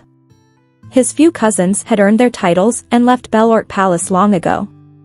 After the late king passed away, Eurydion was the only member of the royal family left in the palace. From a young age, he had grown accustomed to peace and quiet. His life was ruled by strict routines, and very few things could disturb him. However, 2 things had recently been testing his patience. First was Livin's constant impertinence. And second, the more exhausting issue, Soliae Elodia, the woman who proclaimed herself his fiancée. Soliae played her part well, acting as if she adored him. But Eurydion could see through her act. She loves pretending she's the one who knows me best, he thought. Despite her sweet facade, she always felt like a snake waiting for the right moment to stab him in the back. It's probably best to keep her at arm's length, he mused. If it weren't for the political necessity of keeping the Tower of Magic under his control, he would have cut ties with her long ago. He added, she knows this, too. That's why she intentionally shows up, using her beguiling face to try and deceive me. I always need to stay cautious around her. There's definitely something else she's after. The tension with Soliae often disrupted Eurydion's desire for peace. Yet, when he compared Soliae to the Princess of Livin, it felt strangely different. Despite how Yerenica also disturbed his daily life, he didn't feel annoyed or bothered by her presence. In just 5 days, Princess Yerenica had achieved something Soliae hadn't in 5 years. She lured him out of his routines, while he acknowledged the princess's charm. Yerenica, oblivious to her success, was struggling with her own battles. I'm eating and sleeping better than ever, yet my energy is low. I feel like the land of Belort is squeezing the life out of me, she thought. She tried to piece together the cause of her condition. Was it the magical or imported from Ezekian? Or the sheer number of magicians in Belort? Or worse, was Celia's black magic still affecting my body? If this continues, I might not wake up one day. Despite her worsening state, Yerenica couldn't bring herself to ask for help. I can't demand a maid like Marianne to fetch anything for me. And I can't just barge into the palace either. Frustrated, she shouted internally, I'm about to die here. This is cruel, cold-blooded. I should have known. He's not Decal's father for no reason. She started to rationalize her needs. I don't even need him to hold my hand or hug me. Just seeing his face or standing next to him might make me feel better. As if answering her prayers, Eurydion appeared, his voice cutting through her frantic thoughts. Princess. The sound of his voice was like a refreshing breeze washing over her entire body. Yerenica could barely keep herself upright, thinking, he's the only thing that can save me from this suffocating land. Desperately, she reached out to him, her body suddenly feeling lighter. Yerenica collapsed from exhaustion, her knees giving out. Eurydion stepped forward quickly and caught her before she could hit the ground. She leaned against his chest, clearly weak but relieved to have support. A soft glow began to emanate around them, suggesting a magical connection or something unusual. Yerenica's face softened with relief, her tension fading. The scene ended with Eurydion holding her, the surrounding atmosphere calm and still. Noticing Yerenica's weakened state, Eurydion softly called out, "Princess, your condition." Yerenica leaned into him, thinking to herself, I can feel my depleted body slowly being re-energized. Desperate, she clutched onto him tightly, mentally pleading, I don't want to let go. If I do, this heaviness I feel from the earth will squeeze me again. She looked up at him, her thoughts racing. I don't know when this man will come back to me again. Eurydion, looking calm but slightly exasperated, commented, You looked like you were entertaining yourself just fine, so I left you alone. Yerenica, utterly appalled, snapped. Did that seriously look like I was entertaining myself? Yerenica's eyes widened in disbelief. As Eurydion held her, she became entranced by his presence. There was a certain scent that surrounded this man. I wish I could take it all in. Then I wouldn't feel sick no matter where I went. I wouldn't feel so tired and weak. Eurydion began patting her gently on the back, his touch reassuring. Yerenica let out a small sigh of relief, but frowned. If he's going to be this nice to me, why'd he play hard to get like that? And if he wanted to keep up that wall of his, why be nice to me now? She grumbled inwardly. It's not fair. Finally, Eurydion spoke, his voice steady. It seems like you've calmed down. Yerenica panicked and quickly wiped her face, thinking, no, I don't want to show him that I'm crying again. I can't let him see me crying all the time like a little kid. Eurydion, leaning slightly closer, said firmly, I need to see your face to see how you're feeling. Turn your head. Flustered, Yerenica hesitated, thinking about how Marianne had worked so hard to brush her hair earlier. Now it's a mess, but maybe I look better than I did before. She awkwardly shifted, trying to compose herself. Eurydion scanned her face, his expression unreadable. Yerenica, suddenly feeling lighter, realized, the exhaustion that was pressing down on me just a minute ago has disappeared. Eurydion asked casually, so, have you been really busy? She replied with a pout, well, a little. A little, he repeated, raising an eyebrow. Her voice rose, a little? If you were a little busier, then you would have totally, she stopped herself, catching her breath. Eurydion tilted his head slightly. Totally what? Yerenica flustered, calming herself down. I can't just start griping at him. He's a king. Of course, he'd be occupied with his duties. It's not strange that he's busy, and there's no reason for him to abandon his obligations just to take care of me. She waved it off with a nervous laugh. Never mind. But Eurydion pressed, totally what? She diverted the topic, grumbling, why has Shumer not been helpful? Her voice grew defensive. He's nothing like you, and it's not like I can latch onto him and drain him of his divinity. I'm not a leech. Eurydion smirked faintly. Then what does that make me? Yerenica's face flushed as she blurted out, you're different. She grabbed his hand impulsively. Honestly, all you have to do is hold my hand like this. She reflected inwardly. People say affections grow gradually, like getting caught in a drizzle. One moment you're dry, then suddenly you're soaked. Maybe that's my only chance now. If love at first sight didn't work, I'll just have to rely on that drizzle. Eurydion pulled his hand back slightly and said, if you ever need anything, don't hesitate to talk to Shumer. What else would a priest use his divinity for besides helping those in need? Yerenica pouted, muttering under her breath, that wall of his is not coming down. She clenched her fists in frustration. But that's not what I mean, dude. She finally spoke aloud, looking straight at him. All right, look at me, sire. If I receive the priest's divine energy, I'll be fine. But won't the priest be drained? Eurydion shrugged nonchalantly. Probably, she pleaded. But I fully recovered just from standing next to you. So, not only does it benefit me, but you're doing a good deed saving a person's life. It's a win-win for two tragic supporting characters. She clasped her hands together and begged, so, could you come see me every 2 days or so, please? I promise I won't bother you or take up too much of your time. Her voice grew more desperate. If I die in a foreign land, I'll come back as a ghost and haunt you. Eurydion replied, once every 2 days.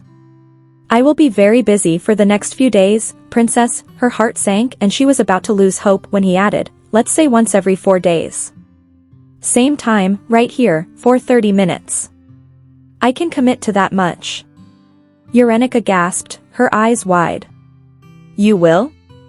Eurydion nodded. And even if I can't make it once every 4 days, I'll frequent the garden. Just don't sit in a strange hiding spot like you did today, princess. Her jaw dropped as she stared at him. He didn't find me by accident. He knew I was there the whole time. Eurydion smirked faintly. My office windows are quite large, you see. She groaned internally. I knew it. He was avoiding me on purpose. And here I thought he was endlessly gracious and kind. Seriously? She clenched her fists, glaring at him in frustration. You're a villain just like Dalp. You big, mean king.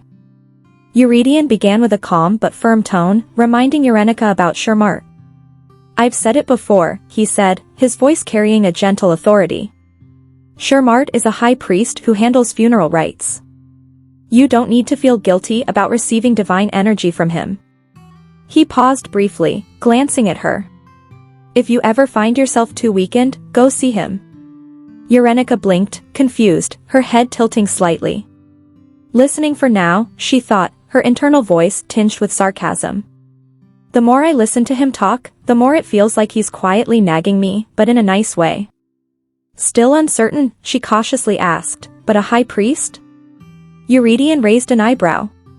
Have you never heard the name Shermart? I'm sure it's well known even in Livany.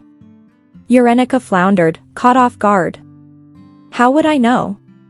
Livin might have more priests than magicians, but that's not saying much. She hesitated, her eyes widening. Wait, why?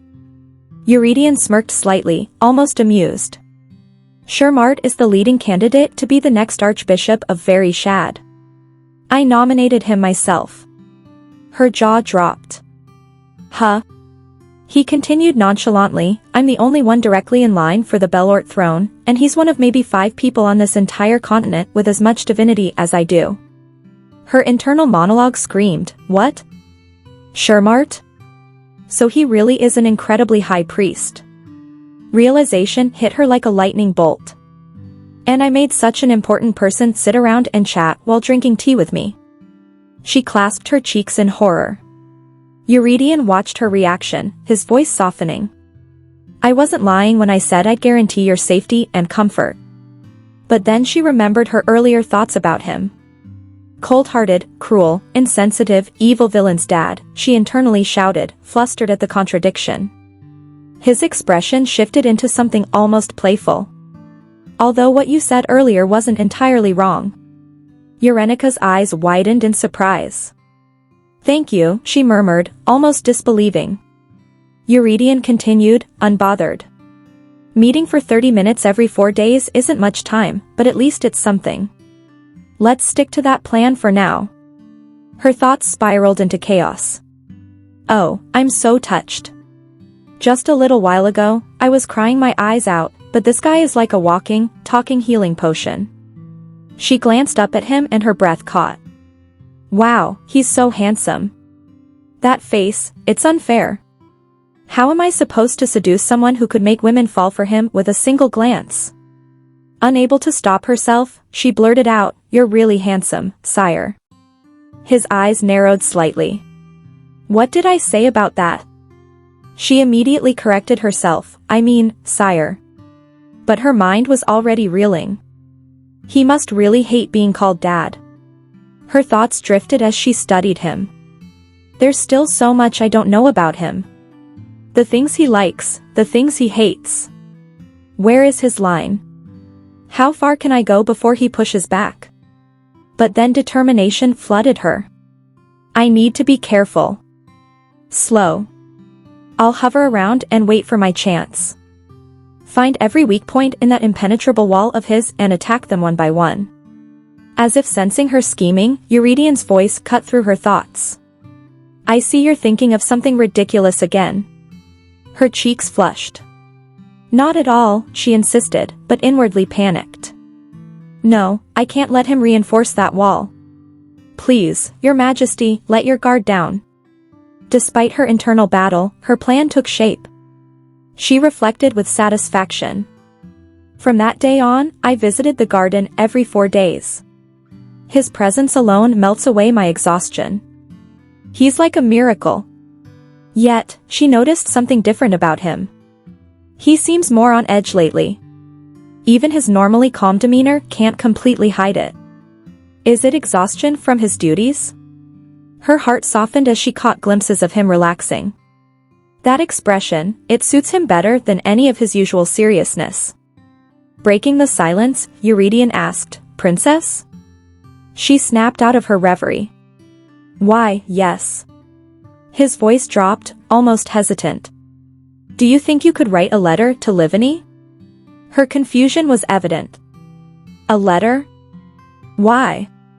He hesitated before explaining. Your father threatened to demolish Gluckman Road if he didn't receive a handwritten letter from his daughter. The shock on Yerenica's face was palpable. Demolish it? What? Oh my God, father, her thoughts spiraled into panic. Don't tell me Eurydian's been on edge because of Livin. Yerenica's thoughts continued as the realization sank in. It's already been 3 weeks since I was kidnapped.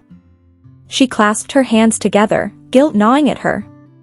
I was so relieved that Teresa wasn't the one brought here, but I didn't even think to worry about anything else. Her expression softened as she recalled her past. In my real life, my parents passed away when I was young.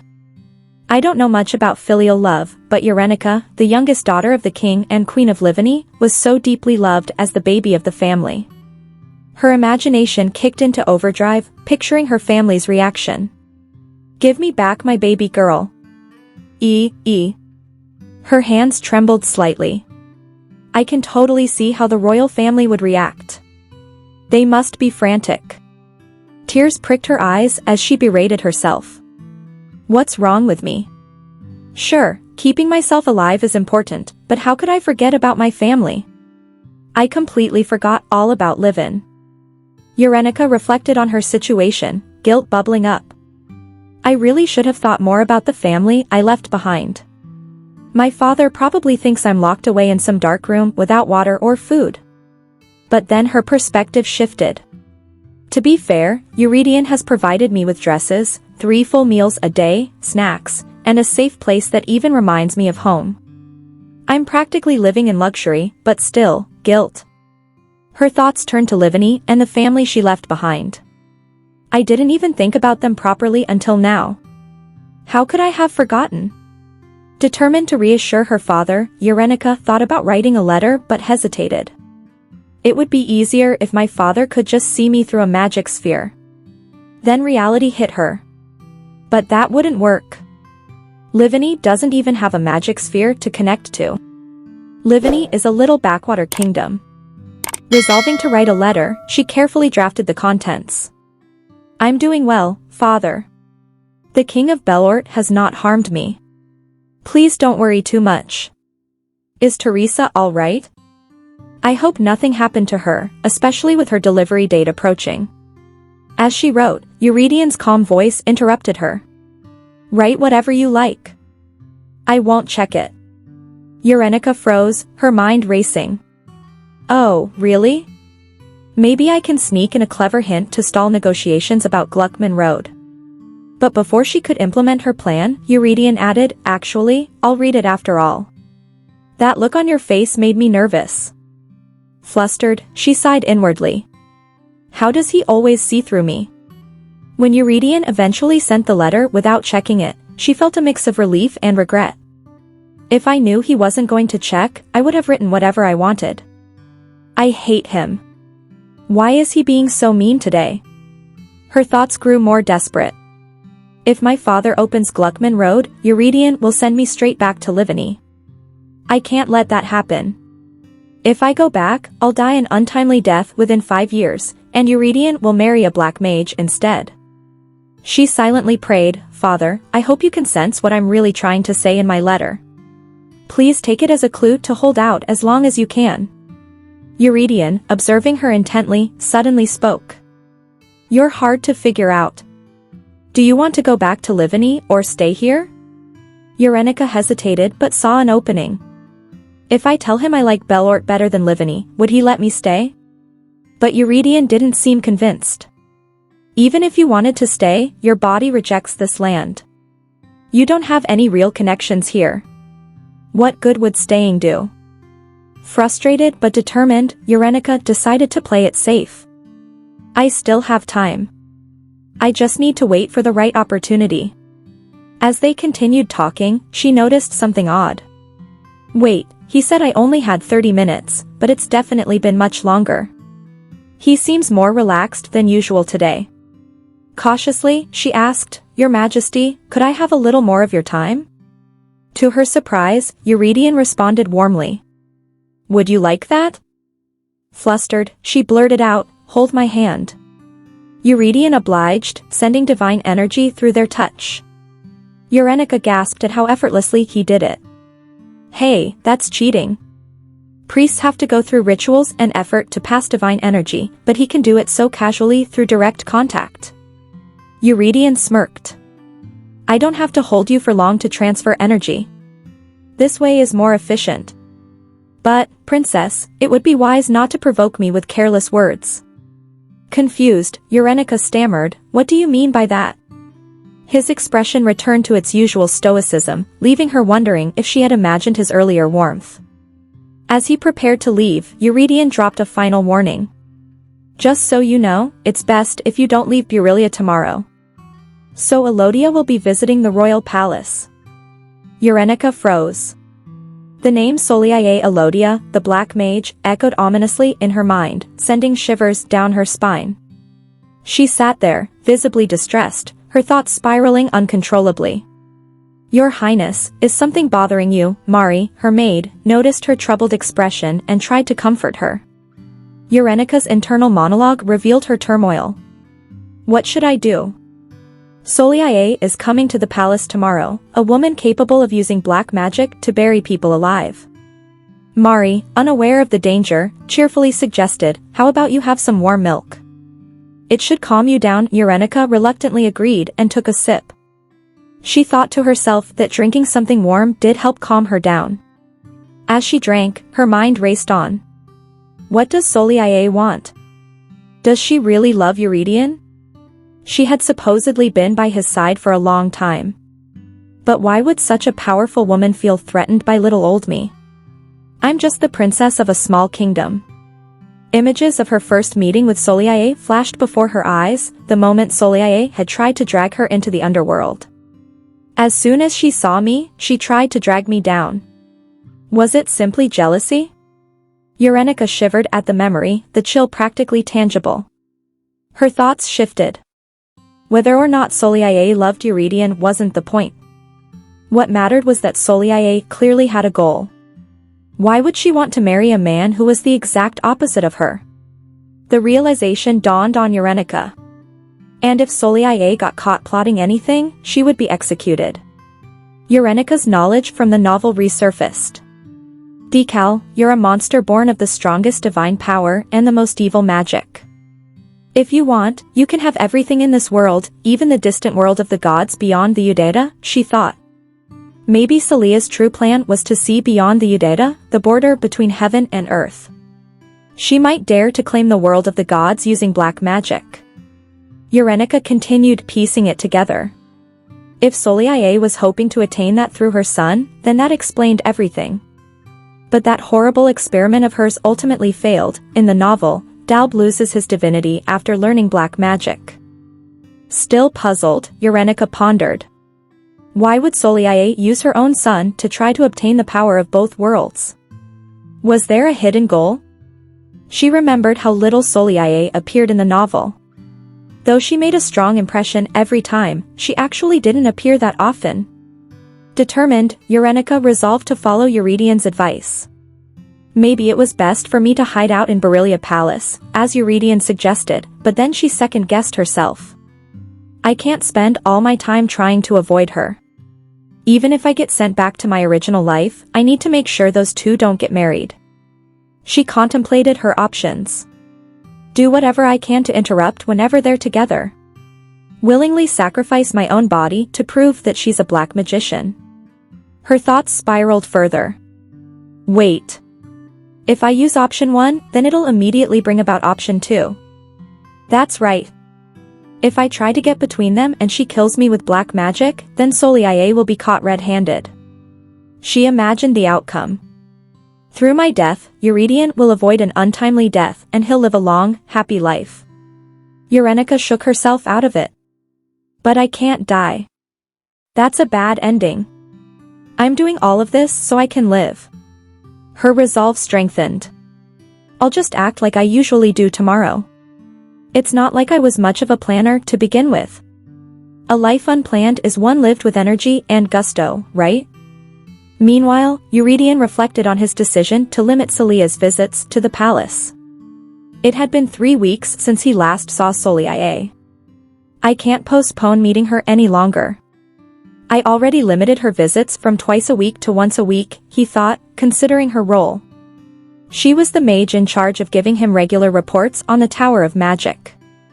Though he couldn't fully trust her, she was still an excellent magician and symbolic of the crown's relationship with the Tower of Magic. His frustration grew. Who knew?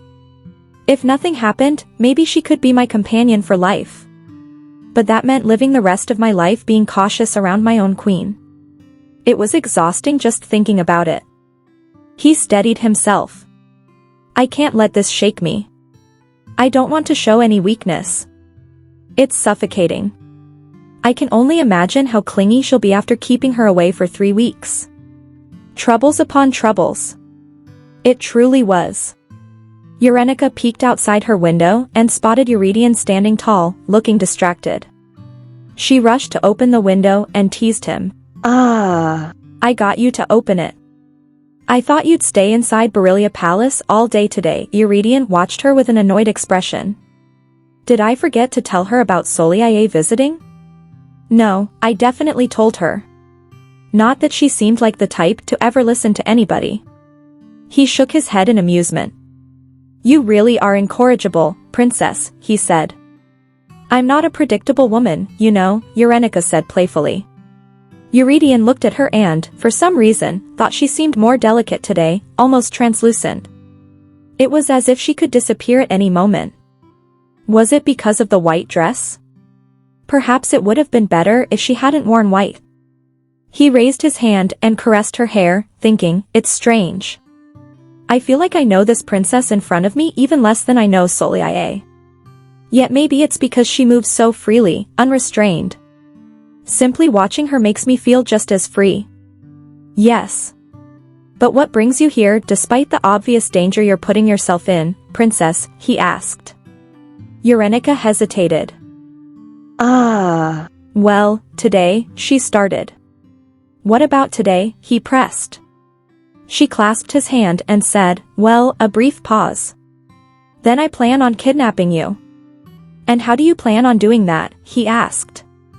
She continued, because of the circumstances I'm in, I was hoping you'd cooperate with me. She wriggled slightly, as if testing the waters, and laughed. Would you prefer to allow yourself to be abducted by me, or, he prompted, or would you rather have me bother you all day, she added.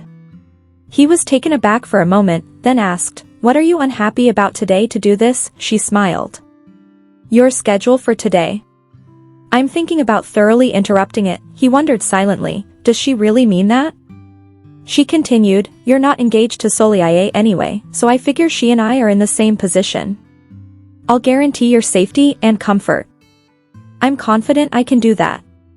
So, will you cooperate? She winked playfully. I guess nothing can be done if he takes what I said as a threat, she thought. He replied, I didn't know. He thought to himself, I have about half an hour to an hour until lunch with Solia. She knows I'm particular about punctuality, so she'll arrive exactly on time. I can't help but think about how I dealt with any noble women who tried to approach me. She'd spin her web of rumors, involving them in scandals, to get rid of them. Though this princess looks like someone who could never be implicated in a scandal. Still, even without Solia directly getting involved, if it even looks like I'm getting close to a princess I abducted from another kingdom, it probably wouldn't look great for me or for her. Yerenica shook her head playfully. What do you think? Come with me, Your Majesty, he chuckled. I can't say no, he thought. It was as if she knew he wasn't looking forward to his meeting with Solia. Yerenica was shocked. Your Majesty, she said. Eurydion jumped out from the window and said, Go on, tell me, princess, she blinked. What? He asked. What do you plan on doing with me once you abduct me? She was in shock. What? It worked? He perceived her confusion while she froze. Princess, she thought. Did I actually manage to lure him in? She had tried to flirt subtly before, and he had avoided every attempt. Maybe being direct was the right choice all along. She rolled her eyes slightly and said, Well, first, how about we run away? He strangely went along with everything today. She extended her hand toward him, and he accepted it. Then they walked, Yerenica leading the way. Her mind was jumbled. He's strangely going along with everything today. Did he decide to humor me? I mean, thanks. If Solia were to see her stealing Eurydion away, she wondered how Solia would respond. She might literally bury her alive with her own hands. I need to get back to Burilia and lock him up with me for the day. But why do I feel like I'm the only one distressed about this situation? She stopped and turned toward him. I'm doing this so the both of us can live, she thought. She pouted. One day you'll be grateful to me, Your Majesty, he smiled. Perhaps one day I will. There's no telling the future. She felt annoyed, then resolved. We need to hurry and get out of here before Solia sees us. After that, she started walking again, holding his hand. Suddenly, Eurydion stopped abruptly, pulling her toward him. He hid behind a tree, avoiding Solia, who was in the garden looking for something. Yerenica was shocked for a moment, then understood the situation. What the heck? What's Solia doing in front of Burilia Palace? Solia was here, standing in front of Burilia Palace. Yerenica thought, this is literally the worst situation for me. She tried to speak, why, but Eurydion stopped her. Sure, he mumbled. This is a problem, Yerenica thought. If Eurydion left her to go to Solia, that would be the real problem. She studied his face as he watched Solia and noticed something strange. This isn't how people look at someone they're thinking about getting engaged to. What is he looking at? Solia is the only thing he could see from this vantage point. What is she doing? It was pointless to struggle as Eurydion squeezed her tightly. I can't get out, Yerenica thought. Actually, it was strange that Solia would even be here. The most logical conclusion, she decided, was that Solia was here to see her. As she shivered at the thought, he whispered to her, Princess, she panicked. What? What? Her heart raced at being so close to him. He asked, would you like to go look at Very Shad? She nodded slightly and thought to herself, I'll go anywhere where Solia isn't.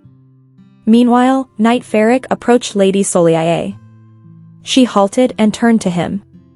Oh, Ferric, she greeted.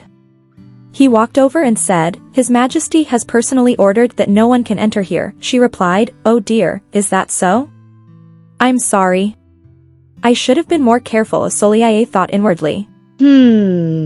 I didn't know that. He directly made the order himself.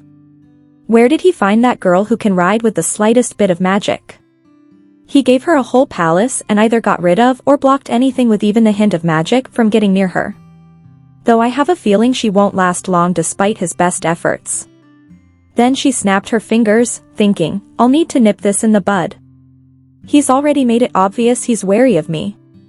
It'll be a problem if his heart fully turns against me. She reflected further. Belord has the strongest and purest divine power coursing through him. The only woman he can marry is me. With the snap of her fingers, she pointed toward the palace where Yerenica was staying. Ferik said, "No need to apologize to me, my lady.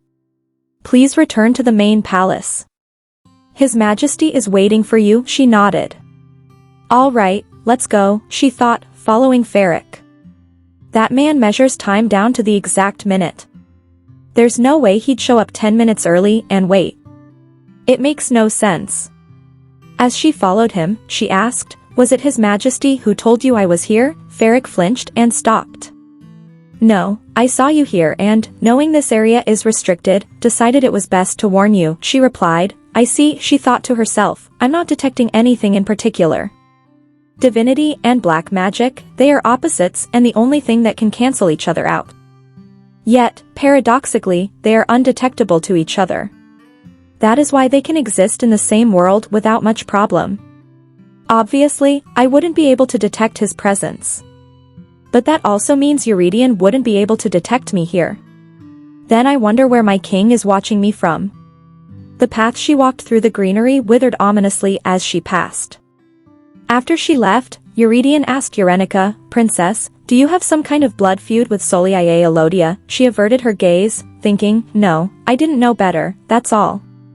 I didn't think sticking my tongue out at the most powerful black magician in this world would bring such severe consequences."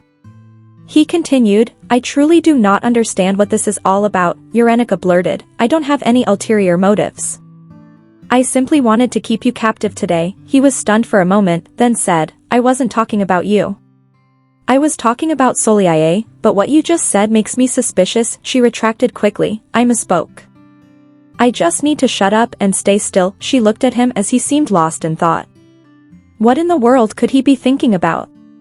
He then asked, "What are you scheming this time?" Her heart raced, feeling guilty. Surely, he was talking about Soliae again. Thank you so much for watching. I hope this romantic journey made your heart flutter just like mine. If you enjoyed this recap, don't forget to like the video, subscribe to the channel, and turn on the bell so you never miss another love-filled episode. And don't forget to leave a comment sharing your thoughts. I love reading what you think about the story. Your support means the world. See you in the next romantic adventure.